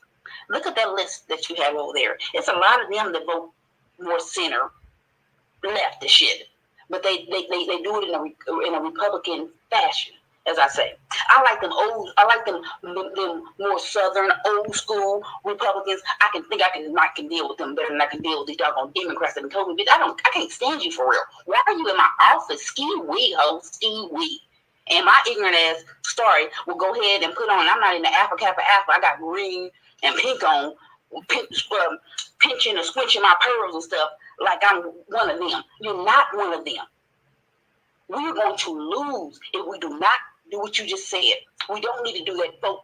We ain't going to vote. They don't vote for them. They're looking at you like, ma'am, you know what, too? I'm going to get you. I want your head for real, quality as kept. I want to get you niggas for real. I'm going to get you niggas, and there's a lot of other niggas that want you too, like John or Reggie Sawyer, quiet as it's kept. Like that Holder lady, quiet as it's kept. And as we screaming, dancing, the roof is on fire, we don't need no water, let that fucker burn. We dancing and grinding, so it's okay, we're going to have to stop that. We're going to have to truly stop that and really be focused, because they told us, and I know this, and I can talk a lot. I sit right there with you guys. I was calling in. You know I was Angela. I'm sorry. I was on them right along with you guys and the rest of the nation of real grassroots folks. They told us about that AB 2296. But like my Angela said, and I'm from Kansas City, Missouri. She's from Missouri. When somebody show you who they are, where I messed up in my lifetime, I never believed them. I didn't think family was greasy, and that's why I got my head busted so many times like a big old fool. I didn't get beat up not once, not twice. How the hell I keep getting beat up? I don't want to make it a third myself, you know. And I'm telling you guys, it's time to say done with them. They're not going to do it. This is purposely done, Angela. This is purposely done. And nobody's telling us the truth. That task force was never supposed to go that far. Gavin Newsom, he's like, I'm gonna do a little bit. Man, there's people in his ear like, man, you better not do that stuff. And it's a sick thing. Hold on, somebody's off their mic. It's a sick thing that we continue trusting these folks. And it hurts to say this, guys. And it hurts to say this. It hurts to say this. But the Democrats told us that they're not gonna do anything for us, right? And we know that they're not. And we still pleading and we're trying. I say keep doing what we're doing for us. Business is business, and we're going to have to do it, right? But I don't trust them no longer. This fool, Reggie Sawyer, is sitting back laughing. Remember, he laughed at us when we were trying to. Remember, he started laughing at us like we're nothing. When we're crying out, telling our stories and everything else, and he laughed and said, I'm still not going to vote for that. That is a hate that we allowed to go on for so long, guys. We allowed the hate of these Democrats to go on for so long, we bypass it. And we're like, well, leave them alone. And, we're going to pray, y'all. And God said, yeah, but God look like, man, you're a fool. You're a fool, and you know you're a fool. They told you who they were. When are you going to really believe them? It's time to get off of that Democratic plantation. It's time to leave that burning house. Once again, that Martin led us in. That's messed up, man. We was led into a burning house, and the messed up thing about it, guys. We got these Latinos that rolled our back. We had the LGBTQ to roll our back. We had any and everybody to ride our back, and they see us in this burning house screaming. They see us in that mother sucker through the windows, right? And they probably think like, man, you just dumb. Why don't you just open up the door and walk out? They didn't go get no water to throw it on that bad boy. They didn't run in there with a hazmat mask and run in there and try to save you. They ain't Captain Save. Oh, they ain't you. They not foolish as you are. All of them Hispanics is on that bad boy voted yes to it. Man, they all voted yes. They don't like you. You won't get it until you have to say, man, we're scared. I'm going to land here. We're scared of more than anything, and I understand because I'm right with you. We don't know what tomorrow may bring. We don't know once we truly walk off this damn plantation that we've been on. They scared us so dang on bad and told me the boogeyman is out there. That I'm scared to go ahead and you know this doggone house is caving in on me and my babies, and I'm seeing my children be murdered, as we say, and this little baby in the hospital sit there and get murdered like that, and we know what the hell really went on for real. But we're scared to walk out that house, even though we see outside that it might not be that dang on bad. But we ain't got the strength enough to get up and say, you know, man, fuck that, y'all. Let's get out. We're at the mountaintop, y'all. We're there. We can see it. We're mentally there, right? And I'm landing here. We're there. We're waiting once again for the damn sun to set. But we've never seen the sun. We'll never be allowed to see the sun set if we don't get out of this house. Martin told us that he told us, and I'm landing here. He told us, I led you into a burning house. Remember, he sat back on the couch like, damn, and I'm sorry, I'm going to say this, and I promise that'll be the last time I cuss. I fucked up, y'all. I'm not going to make it with you guys. I'm going to be in that burning house. Get out. Because I won't be able to make it out with y'all. I'll land there. Thank you. Sis, you were absolute fire. You were absolute fire. And you don't have to rush when you're in my space, okay? I have a humble amount of people in the Twitter space, a humble amount of people in the Facebook, in the Screwtube. We family. I do things very differently over here. Now, if you weren't spitting those extraordinary bars of truth, of that TR roof, like you was just dropping, then I'd have to cut you off. But you were delivering absolute fire, and you are absolutely correct. I have been saying this for a couple years now as I try to push my boulder up the steepest hill imaginable to get our people on my Friedman protest voter strategy to vote closed border and reparations candidates only, party be damned. And I've been talking about the replacement plans. You know, I've been comparing records. I've been showing the boogeyman Trump overt racist in office of 4 years. I'm coming to you, Letitia. Overt racist in office of 4 years with no record against American freedmen, as compared to covert racist in office a combined 60 years with records against American freedmen, descendants of U.S. chattel slavery, several New York City blocks long, who told you on the campaign trail, you've got nothing coming.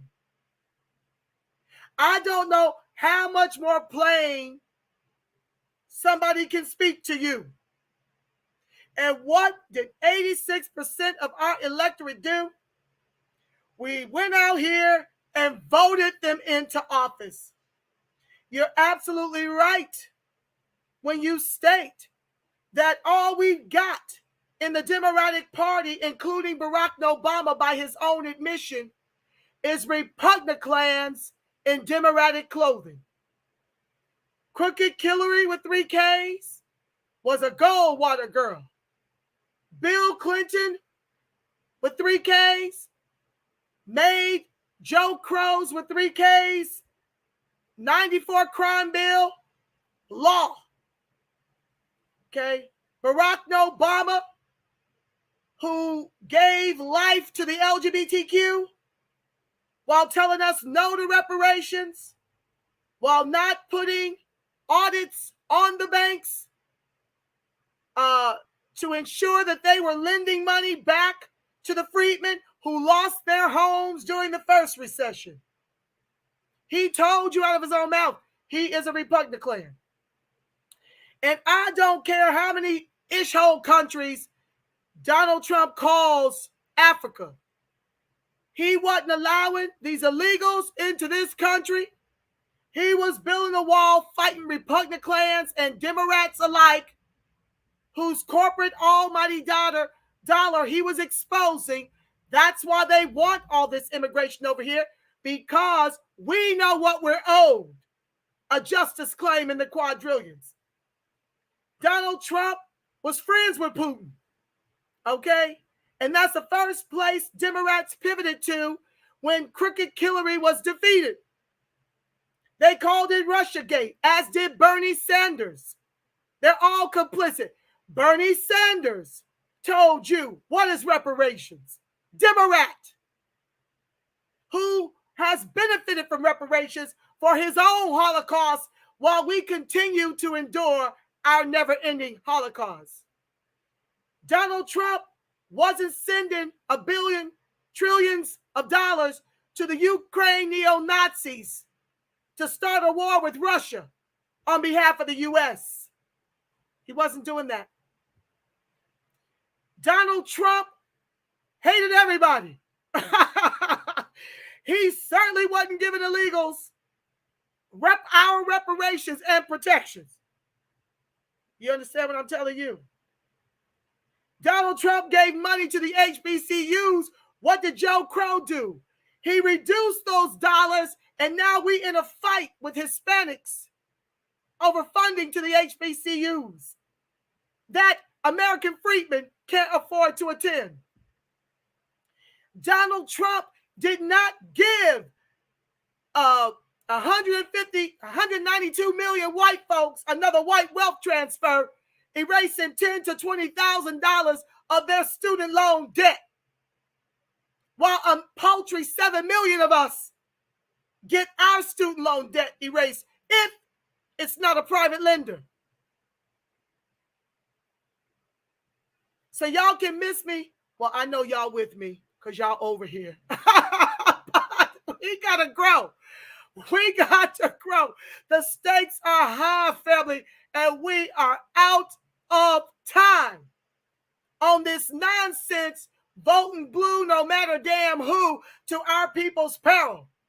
You got stupid folks still talking about dim down the ticket when you just saw proof in the pudding that 59, all of the Demorats, all of the Crayola with 3 Ks, white supremacists here in California voted to extend our suffering until they extinct us up out this piece.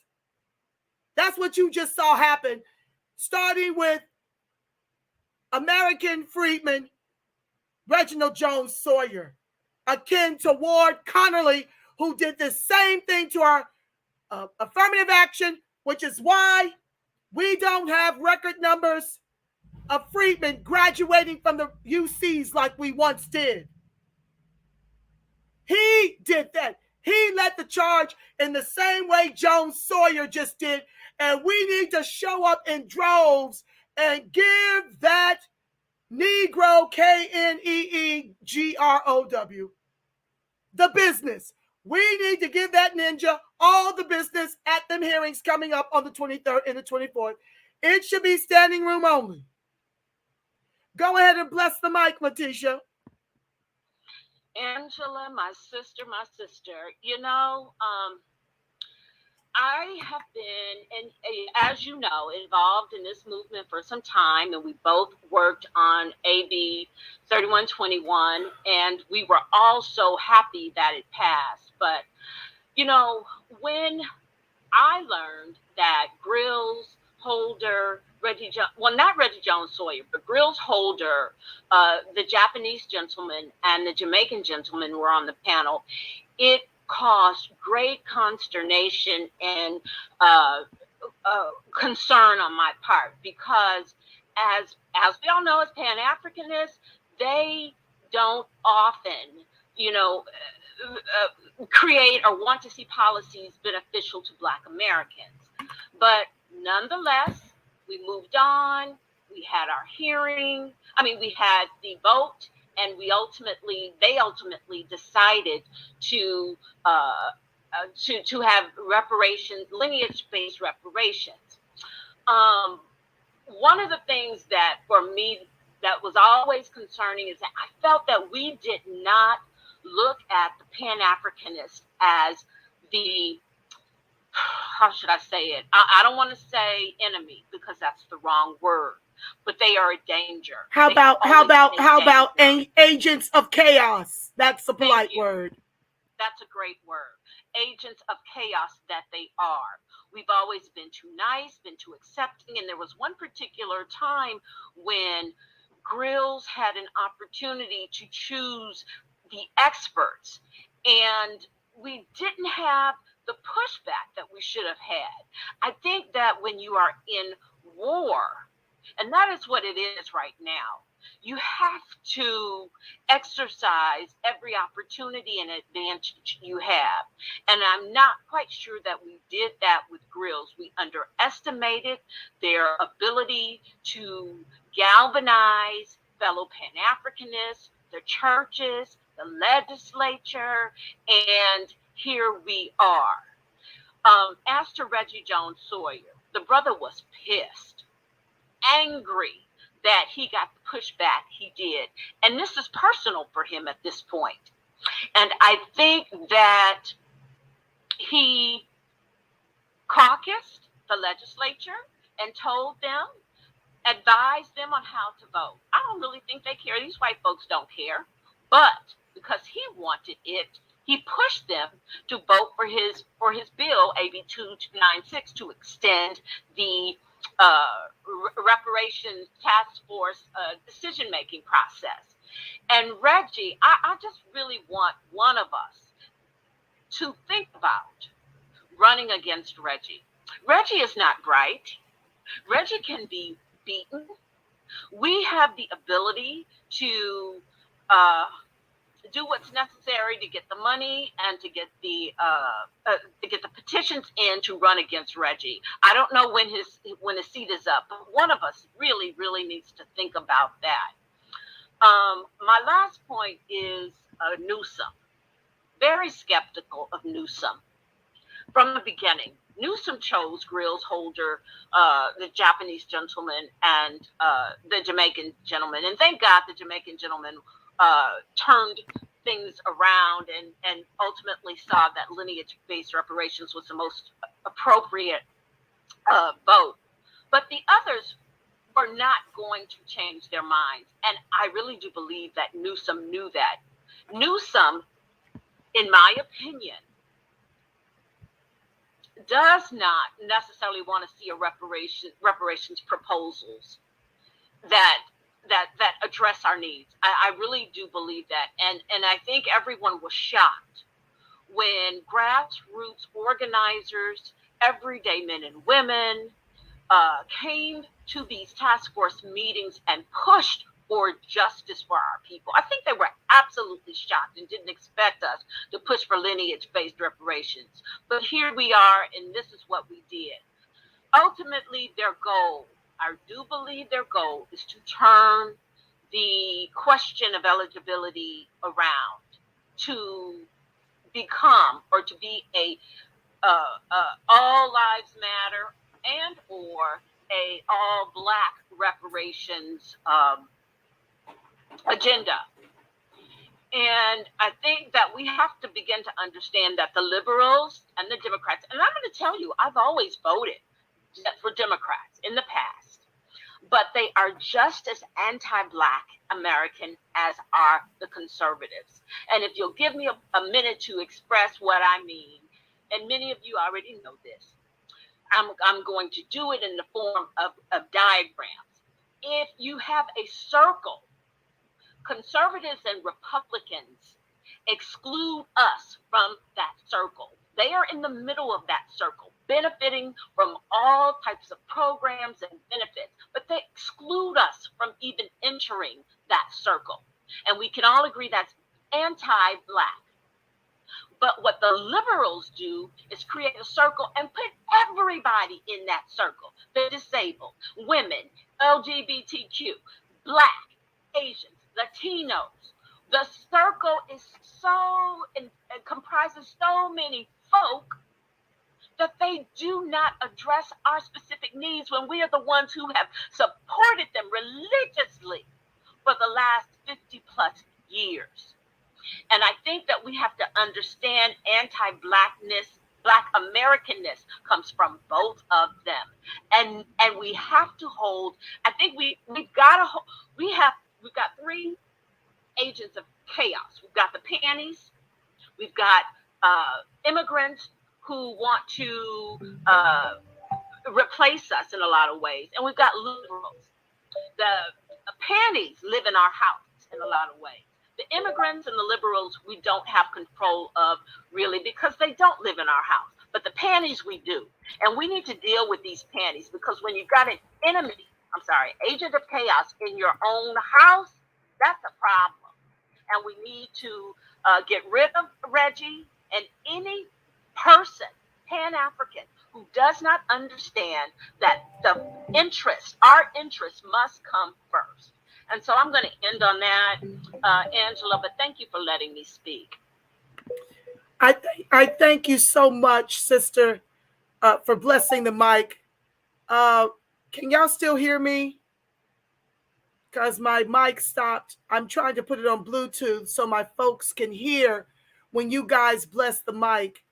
Can someone give me a hand? Rella, can you just, if you can hear me, can you open your mic and let me know? Yes, I can hear you. Okay, sis, thank you. I put y'all on Bluetooth. And when that happens, I can't see the mic move back and forth on my photo. I wanted my illustrious viewers to be able to get a bigger sound coming from the Twitter space because y'all are dropping bars on this Friday night. A couple things I want to address. Thank you, Letitia, for blessing the mic. More fire, family.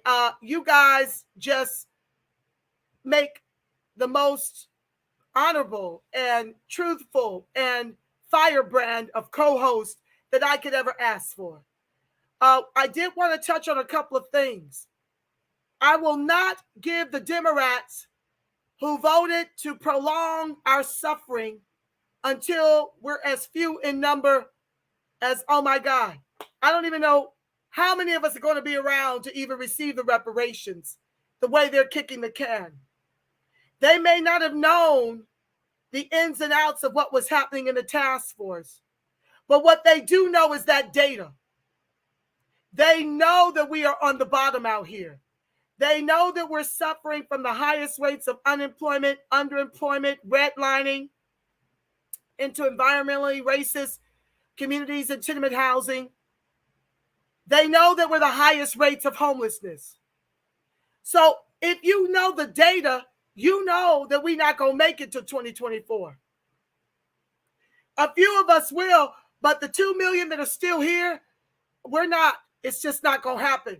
They're going to be driven out without those reparations checks. Another thing that I wanted to add, you're absolutely correct, Letitia. Both parties suck. Let's just keep it a buck. But they've got all the power. A third party don't stand a snowball's chance in hell of prevailing. And I see you, Rella. Phoenix, if you still want to speak, raise your hand, and I'll get to Phoenix and then Rella. But I got to finish this thought. What you have to understand is that you're dealing with two very crooked parties. And you're dealing with two parties that suppress our vote. Now that we've been neutralized economically and can't pay for our politics, the Demorats, the way they suppress our vote and neutralize it is to flood the zone with a bunch of immigration. Like you said, Letitia, the bottom line is that's the way the Demorats weaponize our Holocaust to give all them groups you name our reparations and our protections. Because that's exactly what they're doing. We're in the repugnant clans, whom we're not their loyal voter base. Folks always want to come for me about my Friedman protest voter strategy as if I'm seeking a damn thing from the repugnant clans. No, the only thing I seek to do, because I understand that we don't get tangibles and reparations from a party who hates us if we continue to give them the vote. My goal and my Friedman protest voter strategy, it ain't a party thing. It's a Friedman flourishing thing. While folks sit up here and talk about no tangibles, no vote, you've been voting and you ain't got no tangibles. So what you're proposing is to quicken our demise in the guillotine, which is now the Demorats, as the Republicans has become the lesser of two evils wherein American freedmen are concerned. I ran down to you a litany of things that Trump did not do that these Demorats have done and are currently doing, right? And so the Demorats, in effect, have become the guillotine, the Republicans, the gas chamber. So what I'm proposing in this strategy, it's about us neutralizing our most imminent threat. Because I don't know if you can tell by now, this man been in office for a while. If you can't tell you ain't got nothing coming, then I don't know what to tell you. Folks did the same thing when it came to Barack Obama. Kept telling us he can't openly do anything for us the first term. Give him the second term. What do? Ran out here and voted him in a second term and got what? Less than nothing. And so folks want me to sit down, and a lot of the reasons why we're in this position is because, Leticia, you know full well I've been the most radical in this space. I've spoken up, and folks work very hard to silence me, to neutralize me, to tell me to play nice, to tell me not to come for this one, not to talk down to that one.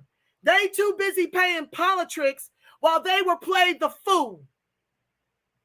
So it's not like I wasn't trying.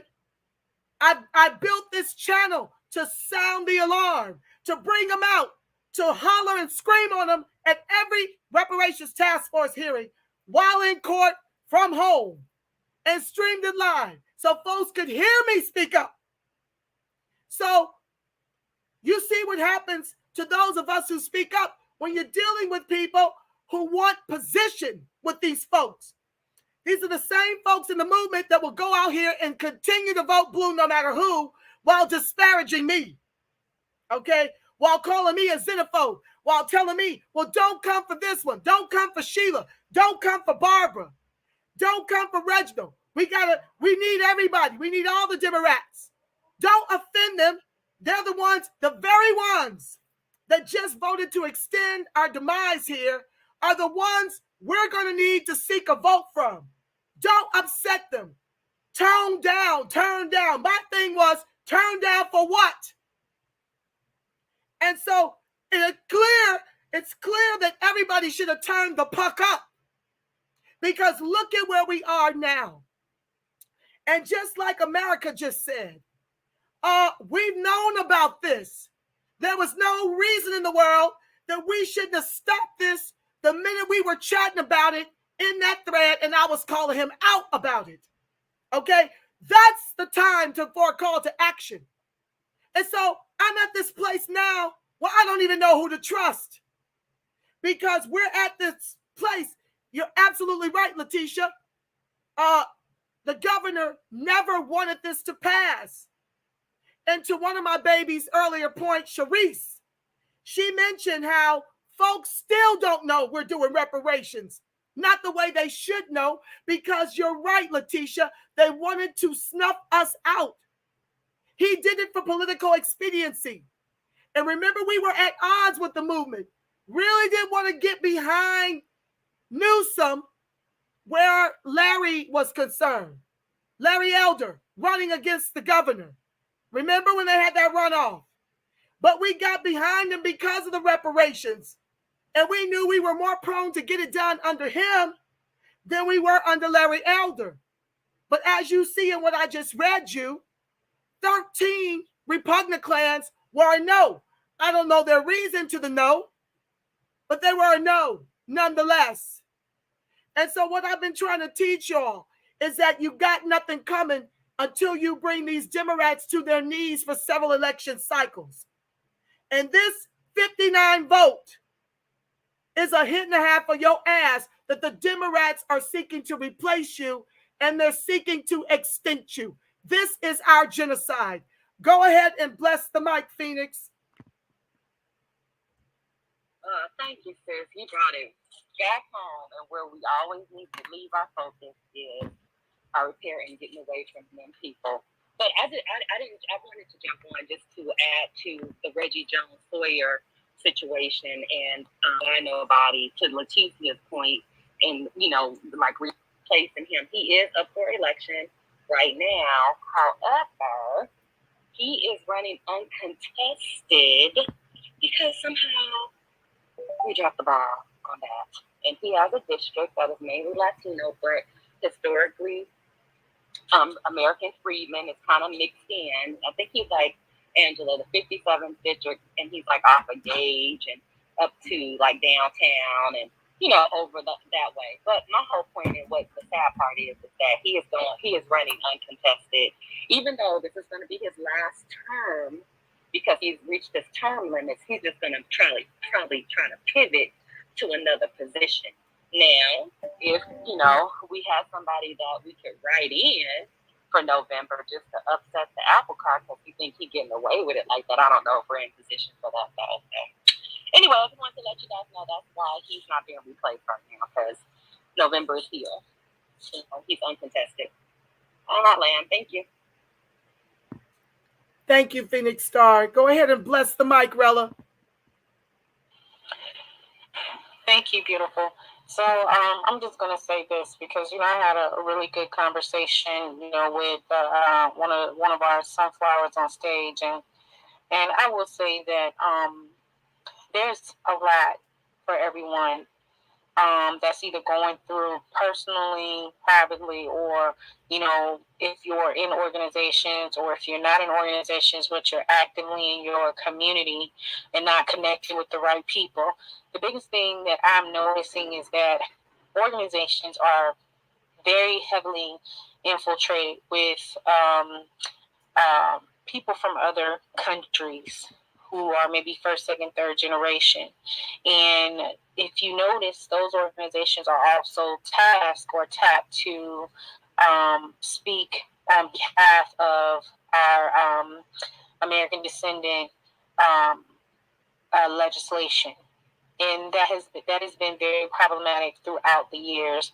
I think we've all gotten this wrong when we look at just the Democratic Party, being the sole culprator because we vote heavily Democratic and not actually putting the weight of responsibility on the entire group of Congress in calling out the BS as we are now coming into enlightenment. So the one thing that I would love to implore everyone as we look into getting our Mondays started, we have to start to group, and we definitely have to get off of Twitter, not necessarily off of Twitter to communicate, but off of Twitter, as Hassan actually put it so eloquently, and actually start to put pen to paper. I remember saying this long time ago, I think when I got into spaces, is that a lot of us are going to have to become now full writers. And when I say full writers, is we're going to have to task or tap some attorneys and people that we can look to actually get us to start in the paper and look at a lot of the legislation that has been passed for immigrants and actually start to turn this thing on its head. The biggest thing is why we are not written in any of those bills that benefit immigrants, but somehow when it comes to speaking about reparation, we are told this is a nation of immigrants, but yet we are always left out of legislation that benefits those who are not American descendant of Friedman, emancipated, free Afro-Americans. And so I just want to put it out there that there's so much work to do, and like you said, so much little time. And it's going to take us to multitask with each other because we're all going through. You had someone lose their baby to the medical apartheid. I know full well what medical apartheid has done for us. Reparations could fix that for us had we gotten it passed a full-on legislation in California. And so I will say that for Black Americans, American citizens of Britain, however you want to identify FBA, they're only 5%. The Black American flight that's happening in California is only 5%. So why anyone in legislation would be against passing reparations when it would not put a dent in the economics for California right now? It would actually boost the economic boom in California because Black Americans are only 5%. The majority of Californians are heavily white and Latino at this time. And the reason why I say Christina Garcia is a problematic person on that as well is because you had a Nina Turner who supported Christina Garcia and actually had a group of people vote against William Somerville, we were all on his team, campaign team at the time. She used him to garner votes. Nina Turner did, and then actually used his influence so that she can actually vote against him. He is a full-on American descendant. And Nina Turner literally used him to gain support and money and took her Black self over to this Latina to get her in and voted on again. And so I really want us to pay attention to that. Reggie Sawyer is no different. What we are seeing is the chess boards are being played. We are not on them, and we need to look at how we maneuver these next few weeks. And it has to be an active action, as again Hassan has said. And I think Hassan, people probably need to know how to go about getting into who to speak with first in their prospective cities and states. And then you probably would need to galvanize a few people with you so that you can get some letters written and get some things going. This has to be a national effort at this point. We can no longer sit around and worry about whether or not what's happening on Fox Soul and all these other things, and who's for Kevin Samuels. Like, all that shit has. Listen, we are literally about to be wiped off the MF and MAP, and I don't say that lightly. I say that with heaviness in my heart. So I really, really implore everyone under the sound of my voice to get tapped in so we can get some things actively going these next coming days, starting next week, because it has to be a full throttle, all hands on deck in every state. If you are in every state, wherever you are, I don't even care if you're one person somewhere in Colorado, Idaho, you need to get the letter to whomever. If we can get a template going, whatever it is we have to do, the phone calls that need to be made, we can do them simultaneously, day and night. Just leave a message till the voicemails are full. You have their Twitter handles for Newsom, Dr. Shirley Webber. We already, Sawyer's on here. If you're not following Nas, he posted John Sawyer's support for immigration with the same bill. That's how you know this is problematic. And we might need to also force Congress's hand, as well as the Supreme Court somehow, to look at DACA, because those bills do not include us as in reference to resources in the United States. And that has to be unconstitutional. It cannot be at all. Like, I cannot see how that's constitutional at all. If every time we bring up reparations, people say, oh, well, we're all a nation of immigrants. Well, then give me my immigrant money. The same way you giving them, give me my immigrant money. I need my college tuition. I'm trying to return back to the college school. Give me my money. There you go. I have children going to college. Give me my money. There you go. So I'll land my plane there. And thank you so much for allowing me to speak. And thank you for that fire. Thank you for blessing the mic, Rella.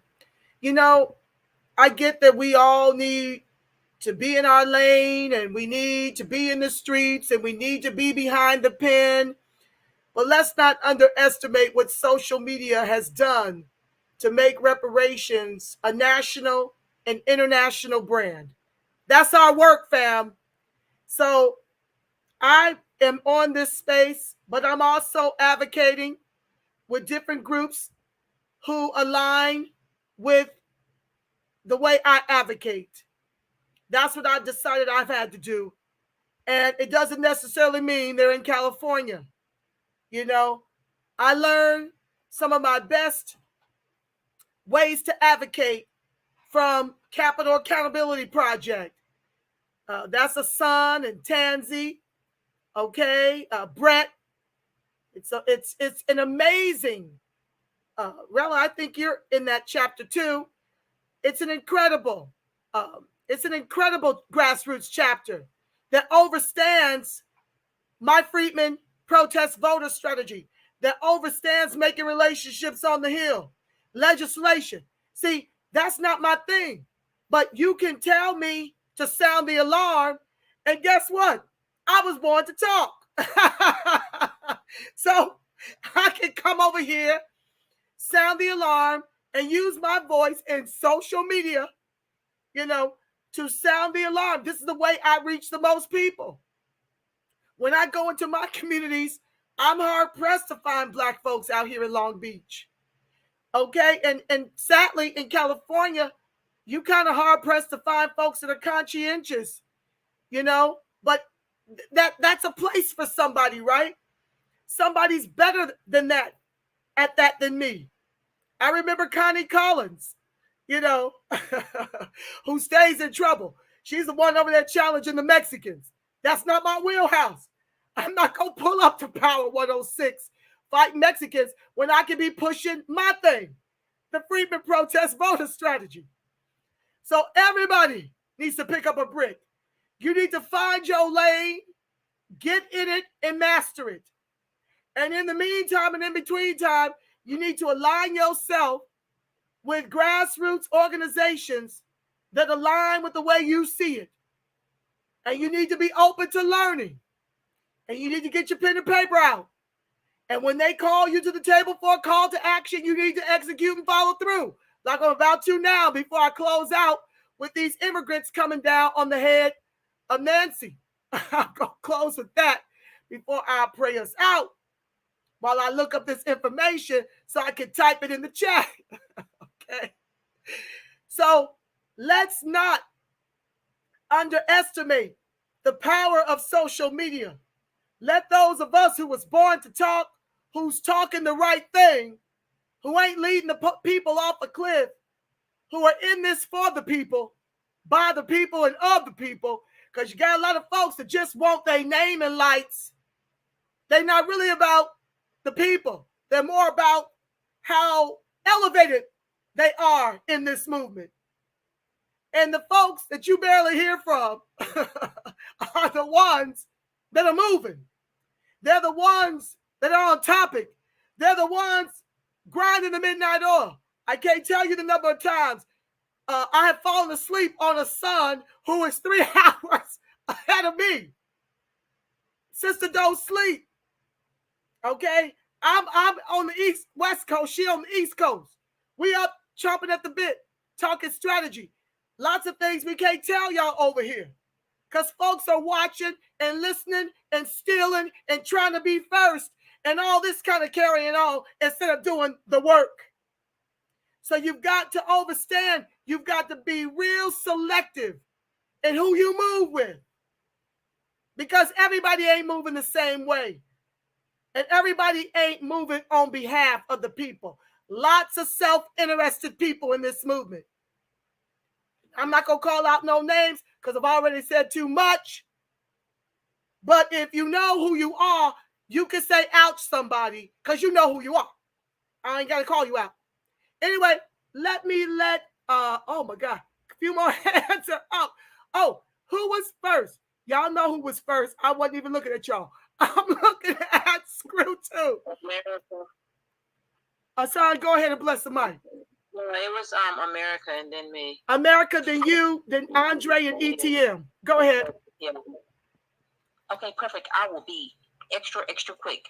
I was looking at Reggie John Sawyer's Twitter page, and he has said that he wants to thank all his colleagues for all their hard work and support, because they're trying to, well, the Senate passed an ID for anyone, no matter their status. So he's being funny with this stuff. But you know what, too? Listen here, they're going to get, the ancestors are going to tear their behinds up. They're going to get it, because we're going to vote their behinds up out of here. Yep. And we're going to feel good about doing it. And thank you. I drop my mic.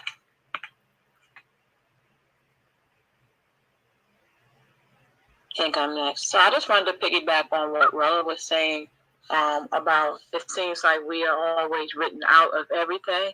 That plays into the OMB conference or listening sessions that are coming up. We have to realize that we have never been given ethnic identity here. We've always only been given race to flatten us. And the race was Black, Negro, African American, everything. People of color, all of this mess that they've always given us to just identify us. And that is why the OMB listening session and our participation is so important, because this is the first time that we will actually be able to identify our ethnic group and then to state it the way we want it to be stated. So yeah, that's the main reason why we have never been given anything. This shows you how just evil and cunning the American government is and the people who are running it. They thought about this years ago. When we think about the 13th and 14th Amendment, when after they emancipated us, gave us citizenship here, the very next thing that they put in that Constitution was that nothing could be rendered on race. And then they never gave us an ethnic identity. Think about that. They thought about it to make sure that we stay locked out of any potential growth, economic inclusion, all of it. Locked us out, and then ensured that the Supreme Court would, if the Supreme Court doesn't uphold anything else in this country, you better believe one thing, they're going to hold up. They're not ruling nothing in behalf of race, because that would award us everything that we've been fighting for. So the reason why, again, we haven't received anything is because we have always been looked at as a race versus a specific ethnic group with a lineage tied to this country. And the OMB is going to change that for us. That is the game changer. Understanding again that the OMB is connected to the Chief Financial Office, which does what? Funds the ethnic groups based on the data and the statistics that the government researches. When they identify that a specific ethnic group is suffering in some type of way, they can allocate money to those nonprofits that are working within that community. Well, they couldn't allocate to us before because it would have been given it to the Black community. Now they're going to be giving it to the American Friedman community. If we achieve our goal, come the listening session that begins September 15th through the OMB, if we achieve that goal, we will finally, for once, be able to, one, define ourselves, and two, to be identified as a specific ethnic group, no longer a racial group.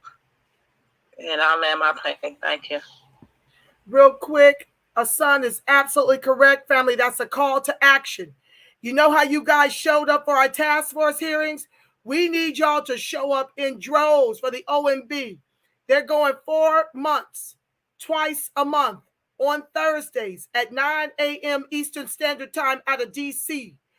I got to find the information and put it in the chat while we take the next two speakers over here in the Twitter space before I close us out. But overstand, family, we've got to move on these action items. Even the one to get Newsom to veto.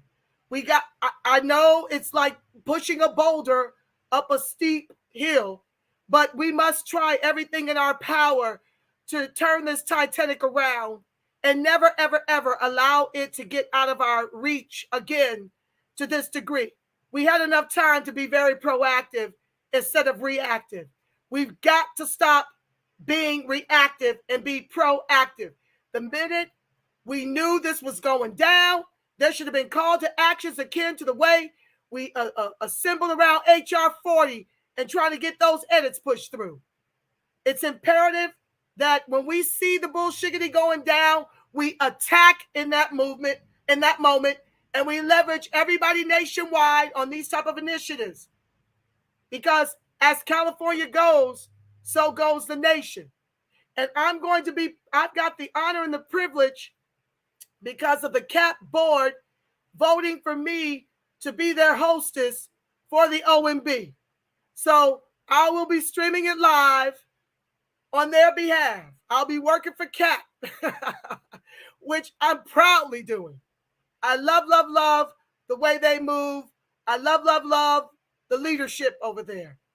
It is bar none. So it's an honor and a privilege. You must tune in when you see me advertise that we're live. I need you in that space. I need you to show up. We get 30 minutes. 3 of the 4 hearings, 3 of the 4 months, we'll be there presenting as to why we need the lineage American Friedman, descendant of U.S. chattel slavery, why we need that distinction.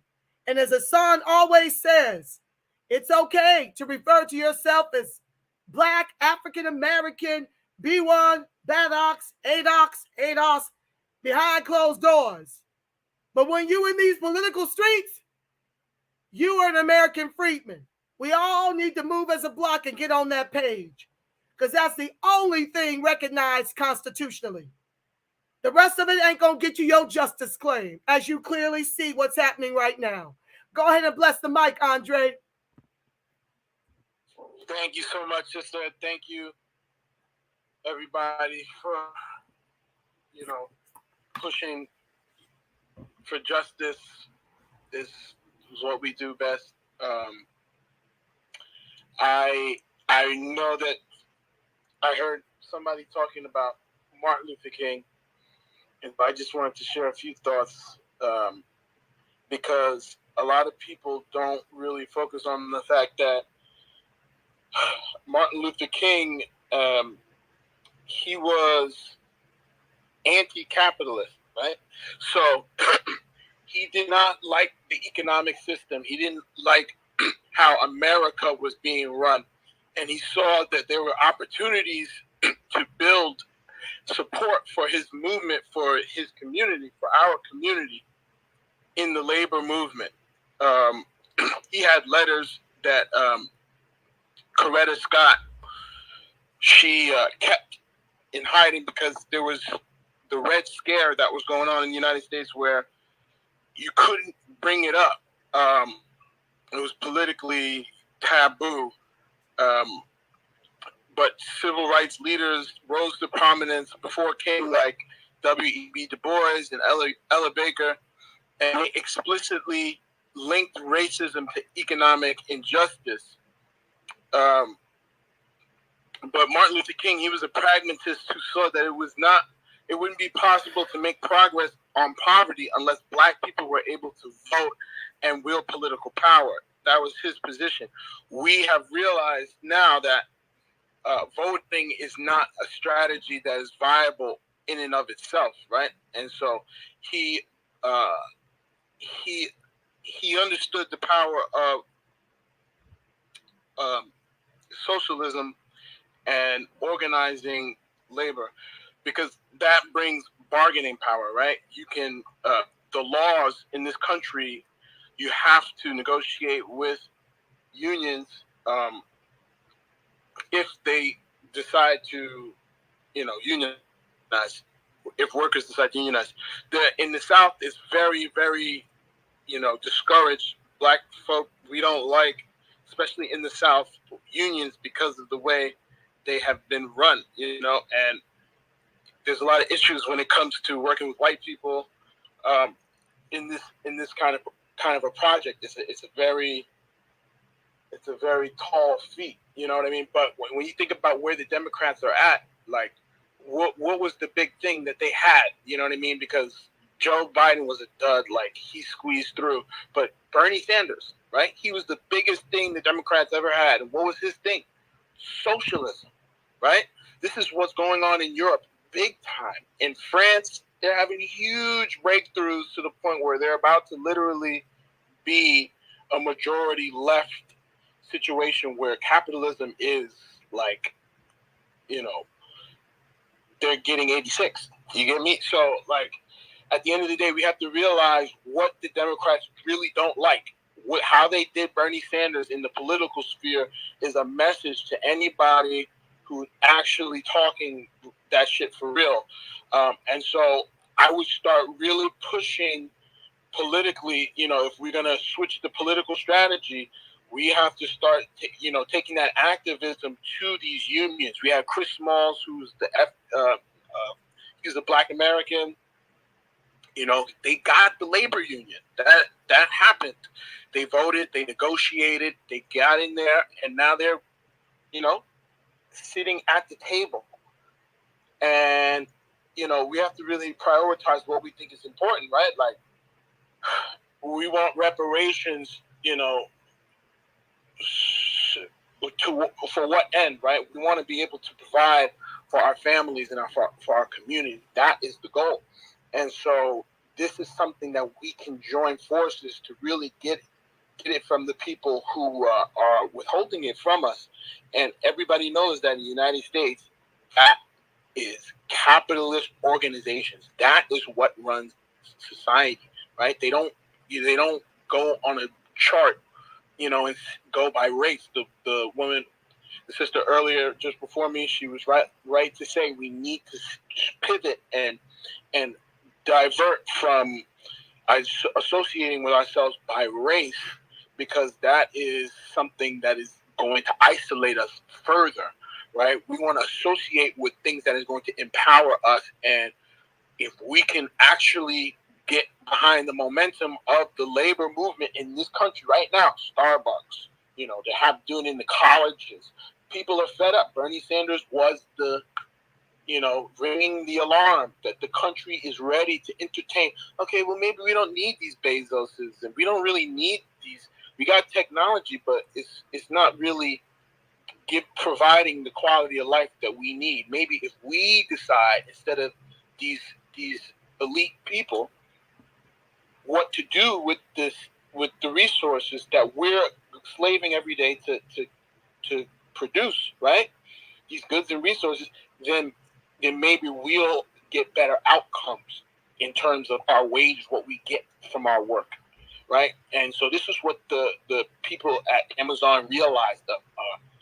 The Black American brother, Chris Smalls, like I said, if you don't know him, look him up. He's the one who started the Amazon labor union, the first Amazon union in the country, historic. And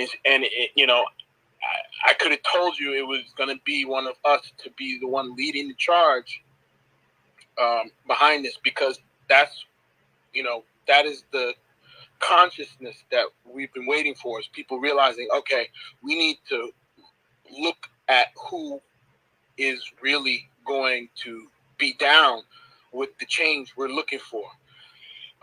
It's not going to be the government, the people in the government right now. It's not going to be the people with the resources right now. It's going to be the ones that are your colleagues, your co-workers. These are the people that are going to agree that what you do for your money, for your sustenance, what you trade your time, your blood, sweat, and your tears for, it should be worth more, right? And so that is something that has been a long project in the United States, something W.E.B. Du Bois, Fred Hampton, Angela Davis, pretty much the vast majority of our greatest political, strategic, and most successful political minds, they were experts at political economy and history. Martin Luther King's a very wise guy, and I'll land my plane by saying that one of the biggest strategic advantages we can get as a Black community is going to be relying on the experts of the particular field. If it's workers, the workers need to decide how much, they need to be a big part of the decision of how much the wage is going to be, right? Wait a minute, And that's something we can take the government, that's something we can organize around, we're and we'll talking get a lot of about, support for that. but we're And that's, talking about what's reparations seeming in to be legislation that's Andre. And if it's, Hello. we gotta Let him land, Rella. So I'm gonna land my plane there. Thank you so much. Okay, so this is before ETM goes. This is the issue that I have with Andre. Andre comes into spaces and he talks about socialism all the time, right? And I want to bring up something about Chris Smalls. Chris Smalls did a really wonderful thing, not on his own merit, when it came to unions. Unions are not covered under reparations. That is a civic situation. It's a civic issue. And so you're speaking to someone who has a parent who literally broke his damn back working for UPS. And you're talking about unionizing a situation and saying that we need to run from reparations and look at people who are under unions, and then trying to shoe in socialism. So we had these conversations, right, in spaces. Shout out to Black Majority State, who always hosts on Saturday nights.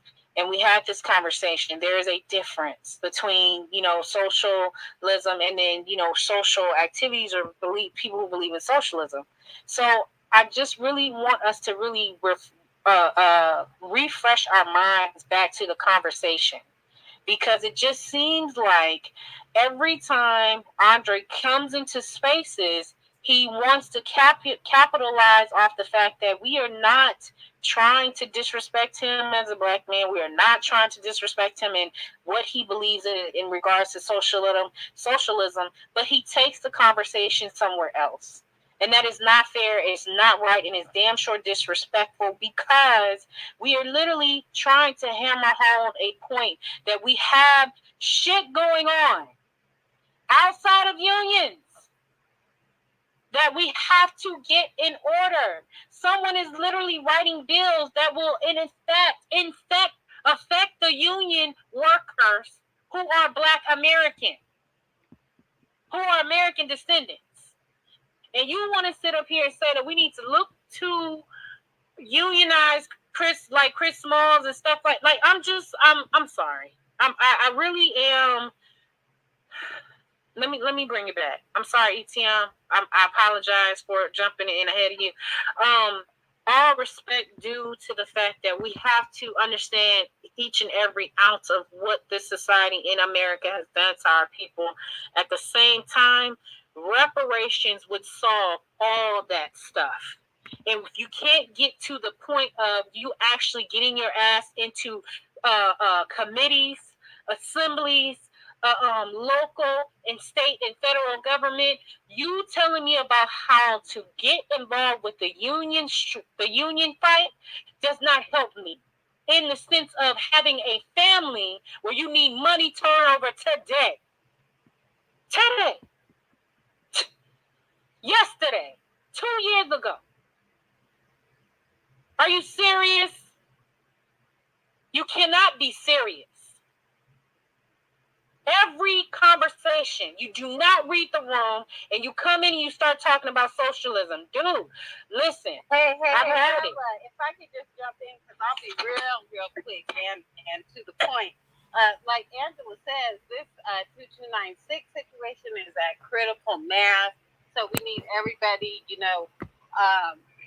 toolkit that's out there on Twitter, calling the governor. Everybody has said that, and that's great.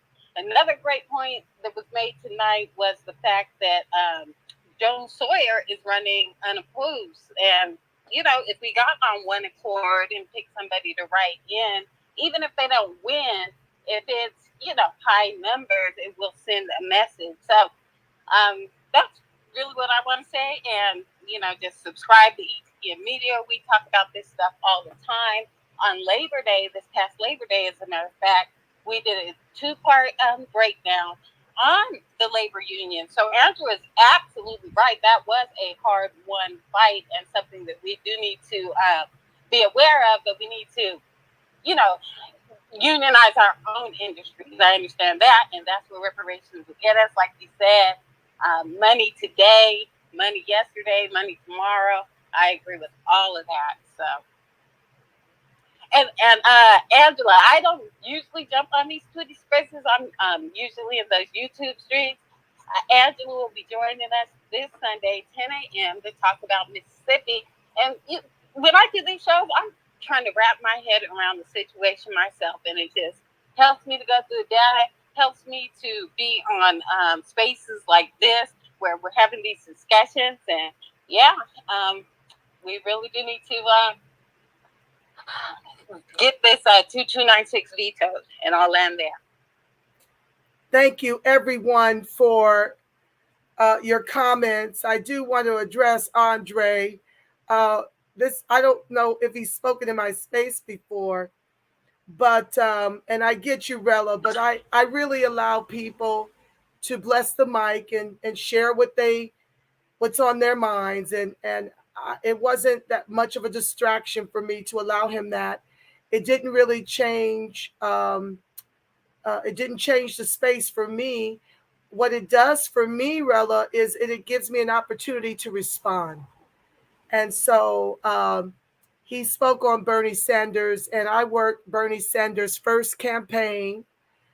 And then I saw something in Bernie, Andre, that made me believe that he was just doing like someone suggested Nina Turner was doing. I think that was Sister Rella. She talked about how she just weaponized reparations to pivot to a Latino. Can I mention if my point in bringing him up? Dre, let the host finish speaking. Though. Don't cut her off like that. She was in the conversation. She was saying what she was saying. So don't cut her off and let her speak. Okay. Go on, sis. All right. Thank you. Yes, Andre, don't forget your train of thought. But I do want to say that I believe that Bernie Sanders was, a plant to drive the vote towards crooked Hillary. The types of things and the ways in which he was moving after we poured money into that campaign. Debbie Wasserman Schultz promised us that money would be used fairly and distributed to him fairly. But in effect, she was taking the money we were donating to his campaign, and she in turn was giving it to crooked Hillary because that's who she was truly there to work for. And so I really gave Bernie the side eye when crooked Hillary lost, and he jumped on the Russiagate train. In the same way when we the co-founders of the former ADOS movement got busy upsetting shit with the reparations conversation, you had Black immigrants like Joyanne Reed and some other woman, Shireen something or another, calling us Russian bots. Bernie knew full well that Julian Assange and all of the things they were exposing about those emails were true. He knew that what they were doing was true. And yet, in the end, he went into an office with Obama. And just like Obama interfered in the last primary, after Kuhn Clyburn actually interfered to get Joe Crow the nod in South Carolina, then Obama followed behind and told the other moderates to fall on their sword to make way for Joe Crow. In the same way, Joe Crow backdoored Kabami after pretending to hate each other on the debate stage. It's all political theater, and Bernie Sanders is playing his role. And the way you know that is how he feigned ignorance when asked about reparations for American freedmen the second term. I didn't get involved with him anymore at that point. And while you're talking about unions, let me finish. I'm almost done. While you're talking about unions, let's understand that black men can't get work because of immigration. So the lack of unions are not our most imminent threat. Immigration is. And that's why I'm proposing my Friedman protest voter strategy to vote closed border and reparations candidates only, party be damned. Because the Demorats, Bernie Sanders included, are weaponizing immigration against us for our replacement and to ethnocide us specifically. Whenever these Demorats have a trifecta, American freedmen are the only ones in distress. But we're in distress by our own hand. They still need our vote. But after the next election cycle, once they officially get these illegals citizenship, which is what they're pushing to do, they won't need the freedmen vote anymore. And so while I get that unions are important, I don't give a damn what Chris Smalls is doing over for Amazon in New York, where we've been replaced.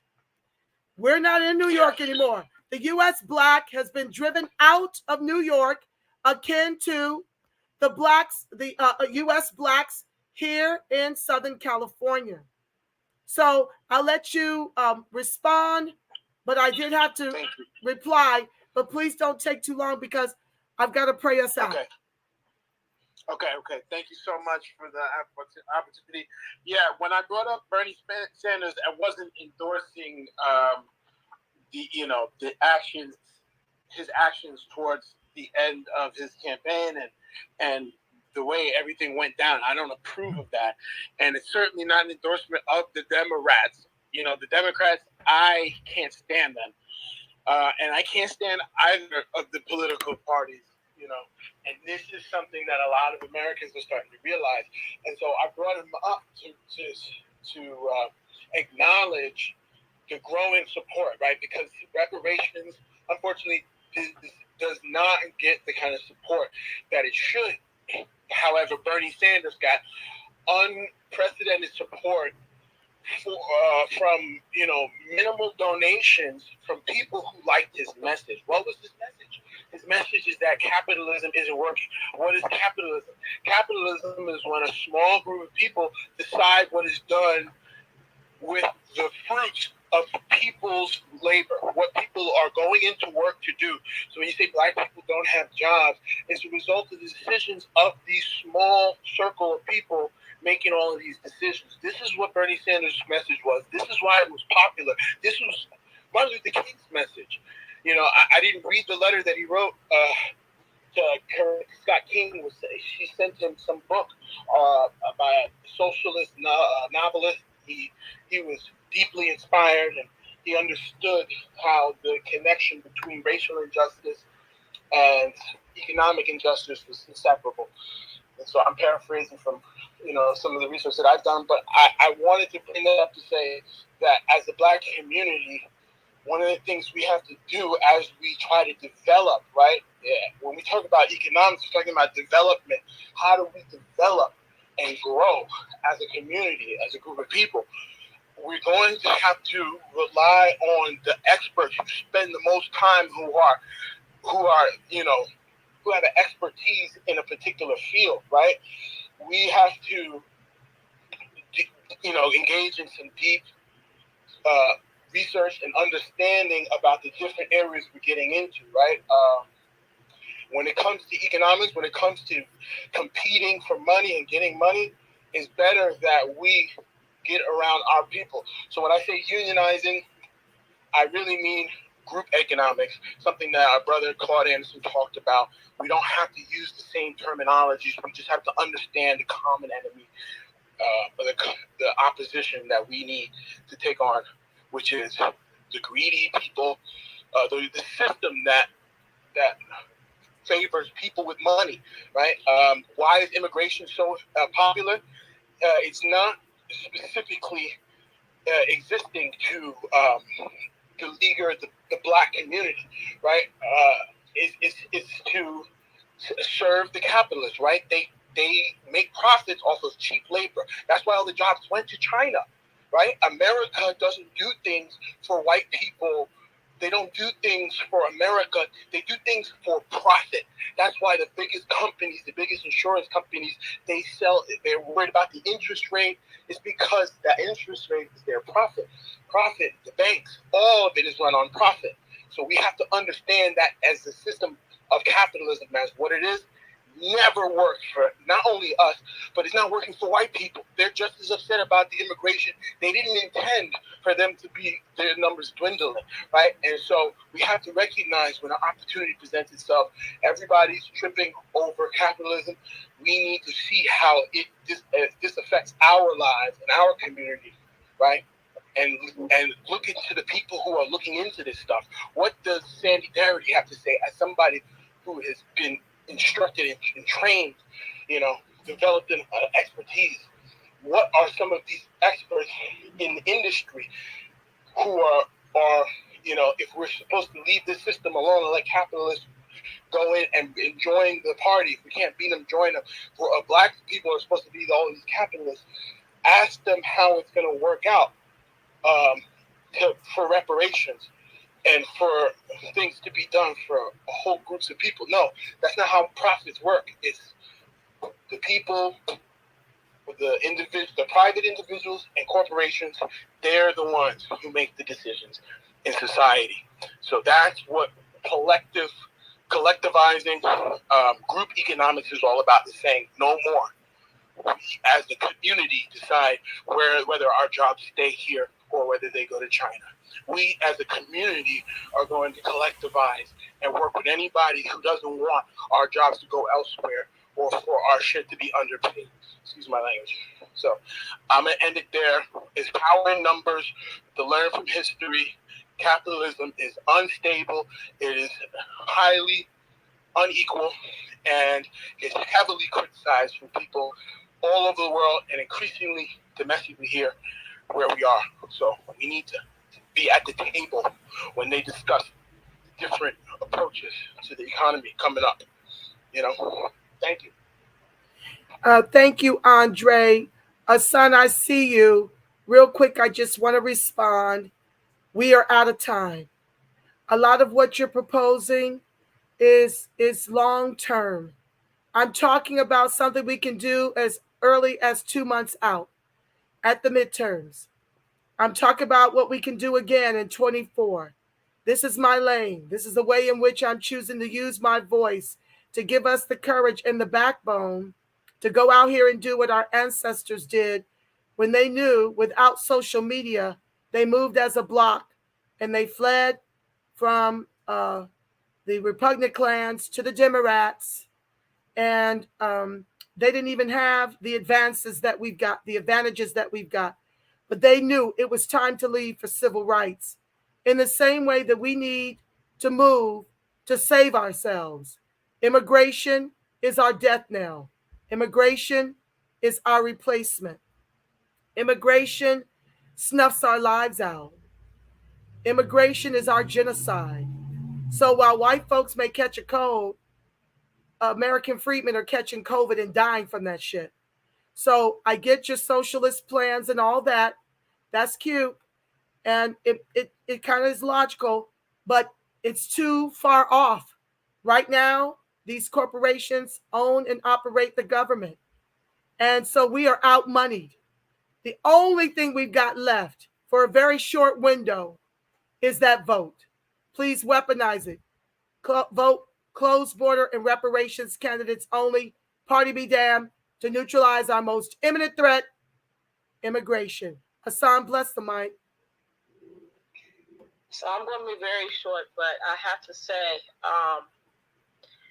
that Andre is absolutely on point.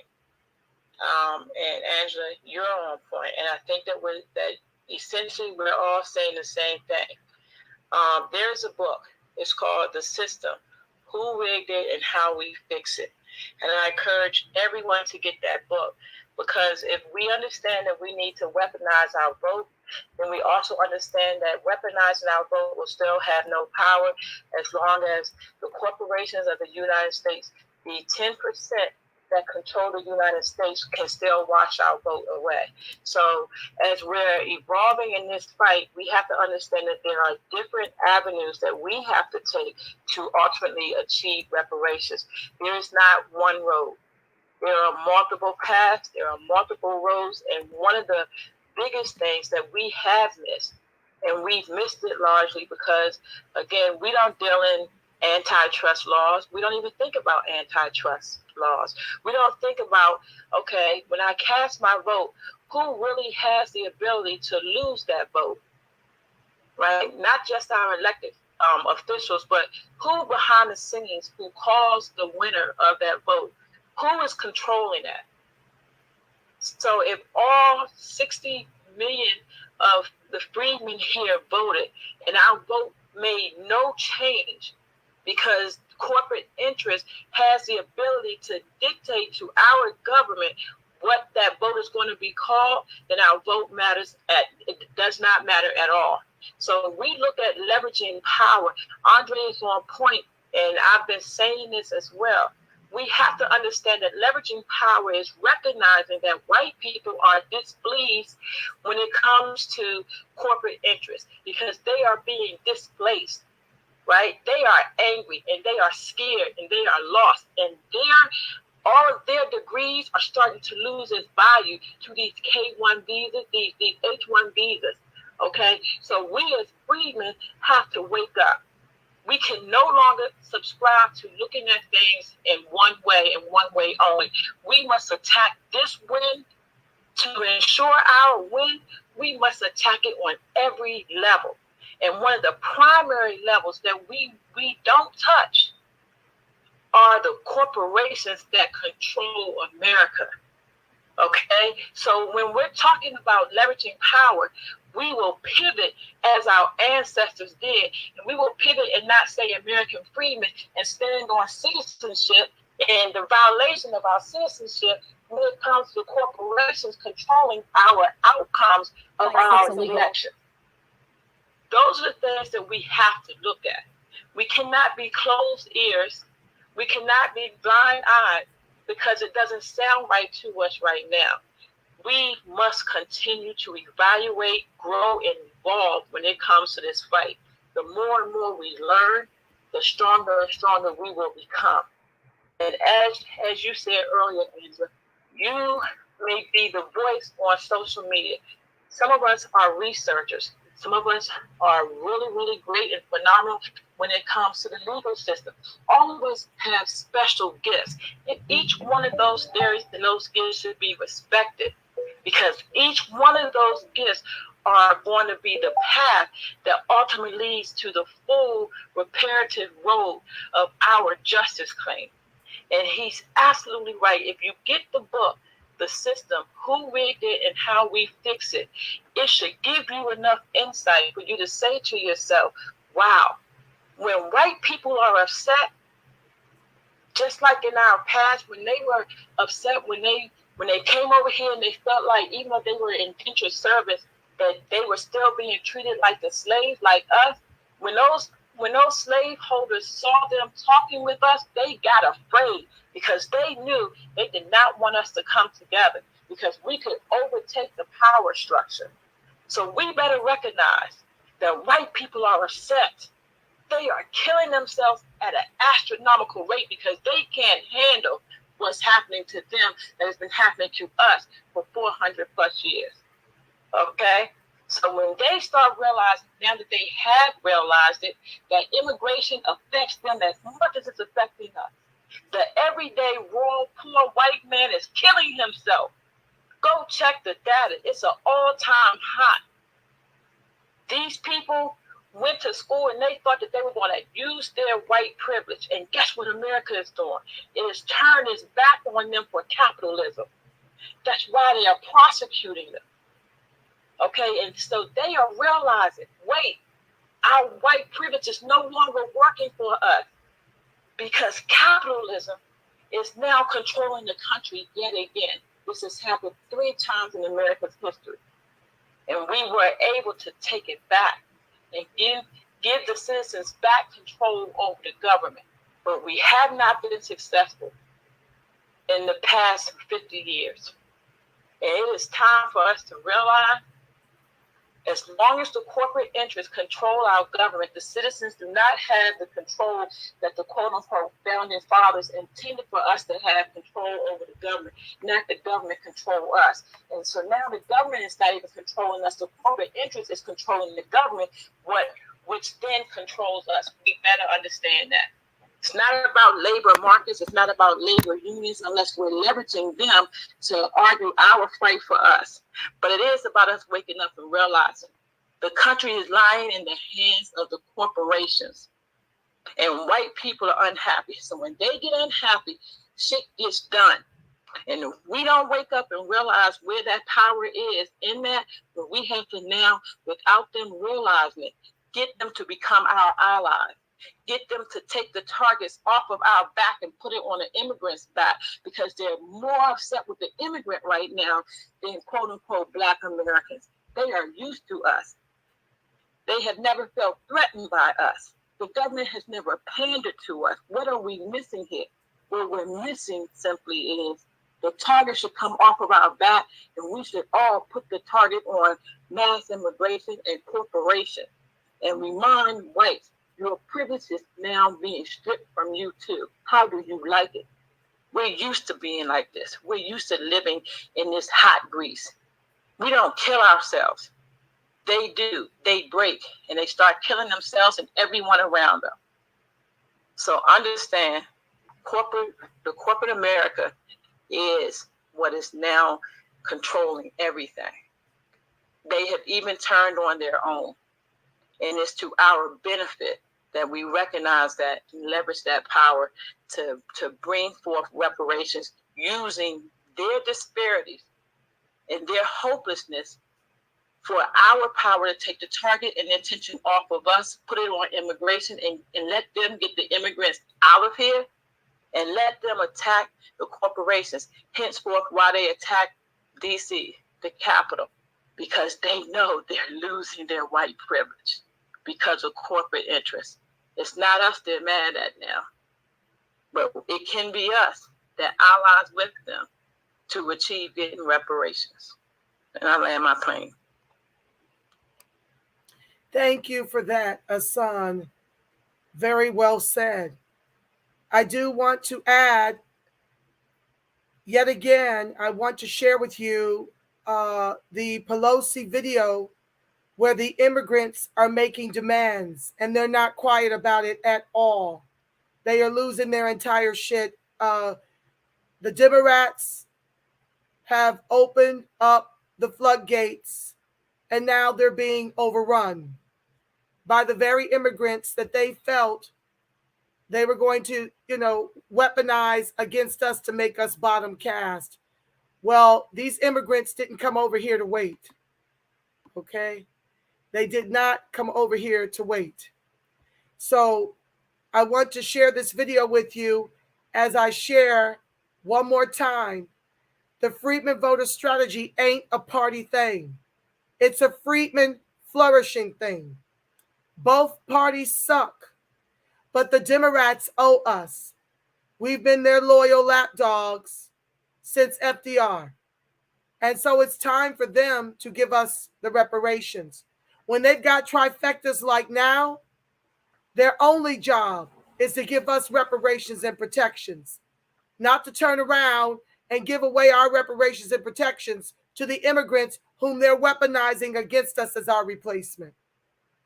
So with that being said, let me play this video. Twitter, you can listen in, Twitter space, but this is going to blow your mind. Let me try to adjust the volume. I don't want to blow you guys out. Hold 1 second. I'm going to make myself smaller, family, until it's time to pray us out. Immigrants who could be deported are suing President Trump over his decision to end the Obama. Why in the world is this not on the Bluetooth? Just a second, family. Stand by.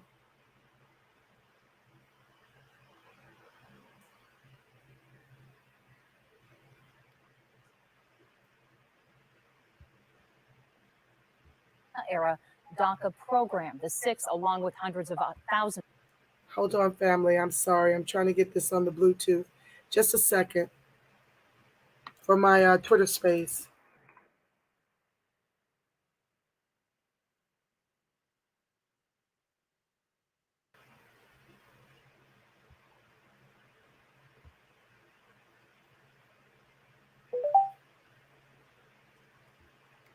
Backing it up, family. Stand by. Illegal immigrants who Angela, while you get that ready, I just want to say that it's ready. Please hold. DACA program, the six, along with hundreds of thousands of others, could lose their protected status unless Congress votes to keep younger illegal immigrants in the U.S. NBC4's White House correspondent Mark Meredith joins us live now at our Washington bureau with a closer look at this. Mark. There has been a lot of mixed messages over the last week of exactly where the administration is going to go when it comes to DACA. We had a chance to speak with the Trump administration one-on-one today. They say they are working to find a deal, but they're not there yet. In San Francisco, Democratic leader Nancy Pelosi couldn't control the crowd. Just stop it now. Just stop it now. For nearly an hour, immigration activists outshouted the Congresswoman. But Pelosi insists their anger should be focused on President Trump and his decision to end legal protection for 800,000 younger illegal immigrants, so-called dreamers. The White House says it's open to a deal that would allow dreamers to stay in the United States, but the administration is asking Congress to spend significantly more money on things like border security. White House Legislative Affairs Director Mark Short tells us both parties are still trying to find a compromise. There was never a conversation about what a deal would look like. Instead, there was a conversation saying, we both want to do this, we both understand the urgency of it. And that's where we now are picking up the conversation. But 6 dreamers who could face deportation aren't waiting for a potential deal. They're now suing the president. In new court documents, they argue President Trump was motivated by, quote, unconstitutional bias against Mexicans. But the White House insists its decision is about the rule of law. We believe it's something that needs to be legislated, and we believe that Obama acted unlawfully. Congress has 6 months to make a final decision before the first of the dreamers could be deported. Well, we are waiting to see, though, is exactly when Republicans would act on this, because they're going to be talking about tax reform, not this week, but next week. The House of Representatives is gone all week. They're back in the district, and I'm sure they're hearing a lot from people that are interested to see what they're going to decide to do next on DACA. Ellie? And Mark, we've been hearing that there's a deal in the works. Do you know what the holdup is? Well, it really seems to be, depending on who you talk to, that you go from the Democratic members that were saying we can embrace some sort of deal, but then you go back and speak to the actual members. So the leadership of both the White House and with the Congress, they were willing to get on board, but whether or not individual members were there, still yet to be seen. I would imagine that we'd learn a lot more here within the next 3 weeks or so. All right, Mark Meredith, live for us in D.C. tonight. Thank you. Good afternoon. Hold on, guys. Thank you very much for being accommodating. At the time we would be originally scheduled to meet this morning, we had a wonderful, joyous occasion. Just a second, guys. That was one video, but the one I want you to hear is them going in on her. Just a second. I have to cue it up. Hold your comments, please. I have to focus on queuing this up. Just a second. It's unbelievable. And it should terrorize all of us. From 6 illegal immigrants who could be deported. Okay. Hold on, guys. Just a second. I've got people coming over here doing a bunch of this trolling. Just a second, guys. I'm managing a lot of moving parts. This is the one I need you to hear. It's out of control. They can't even get the room under control.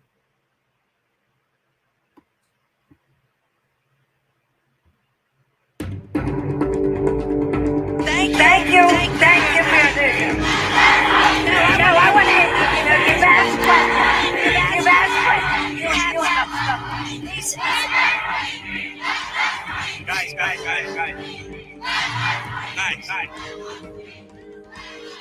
Guys.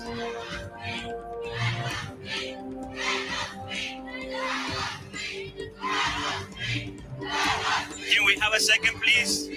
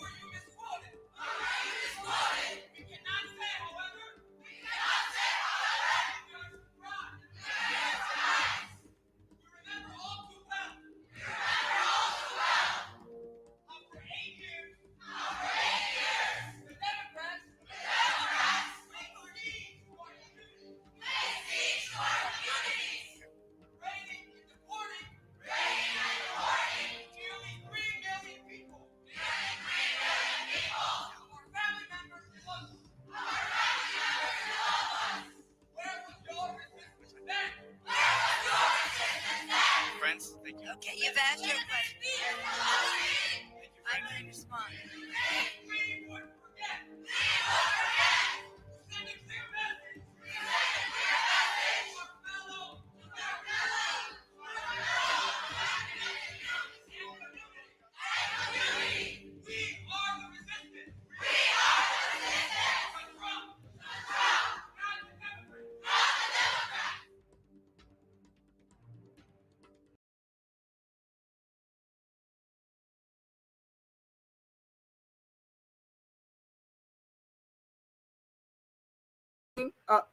This is why I've been sounding the alarm.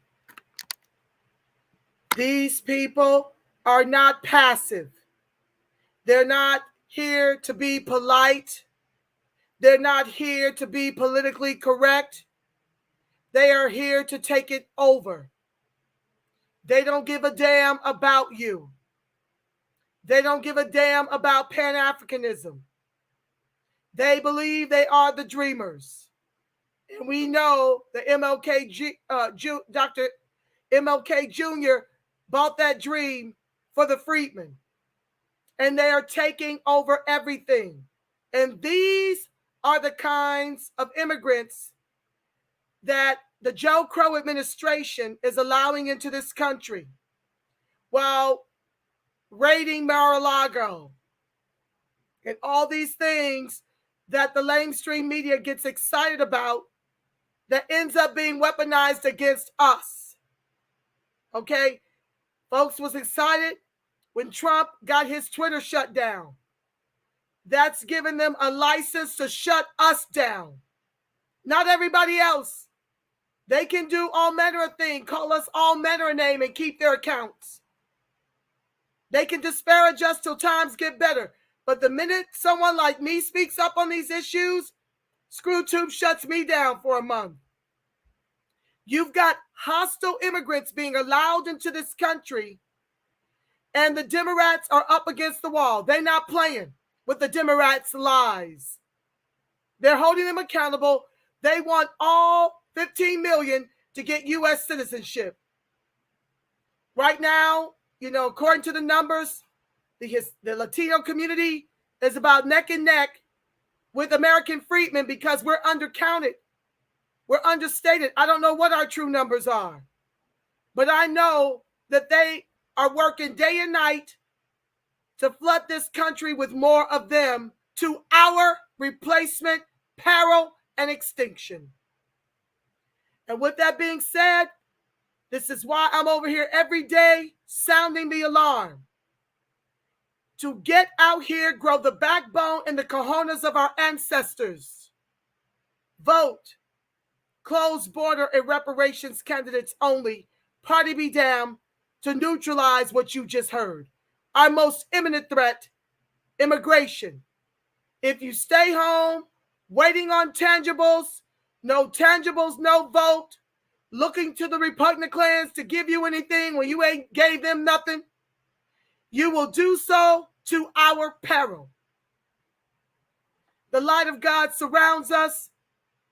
The love of God enfolds us. The power of God protects us. And the presence of God watches over us. Wherever Friedman and its allies are, God truly is. Because, family, you are the face of God. You are the voice of God. You are the body temple of the Spirit of the living God. If no one's told you today how much they love you, do know that TRP loves you oh so black and oh so strong.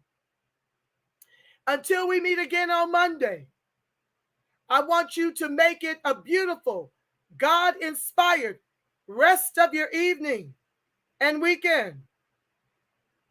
And until we meet again, I'm believing for each and every one of us a ton of peace, love, and reparations. I'm going to type some notes in the chat while I play my closing number. Okay? I love y'all, family. Be well.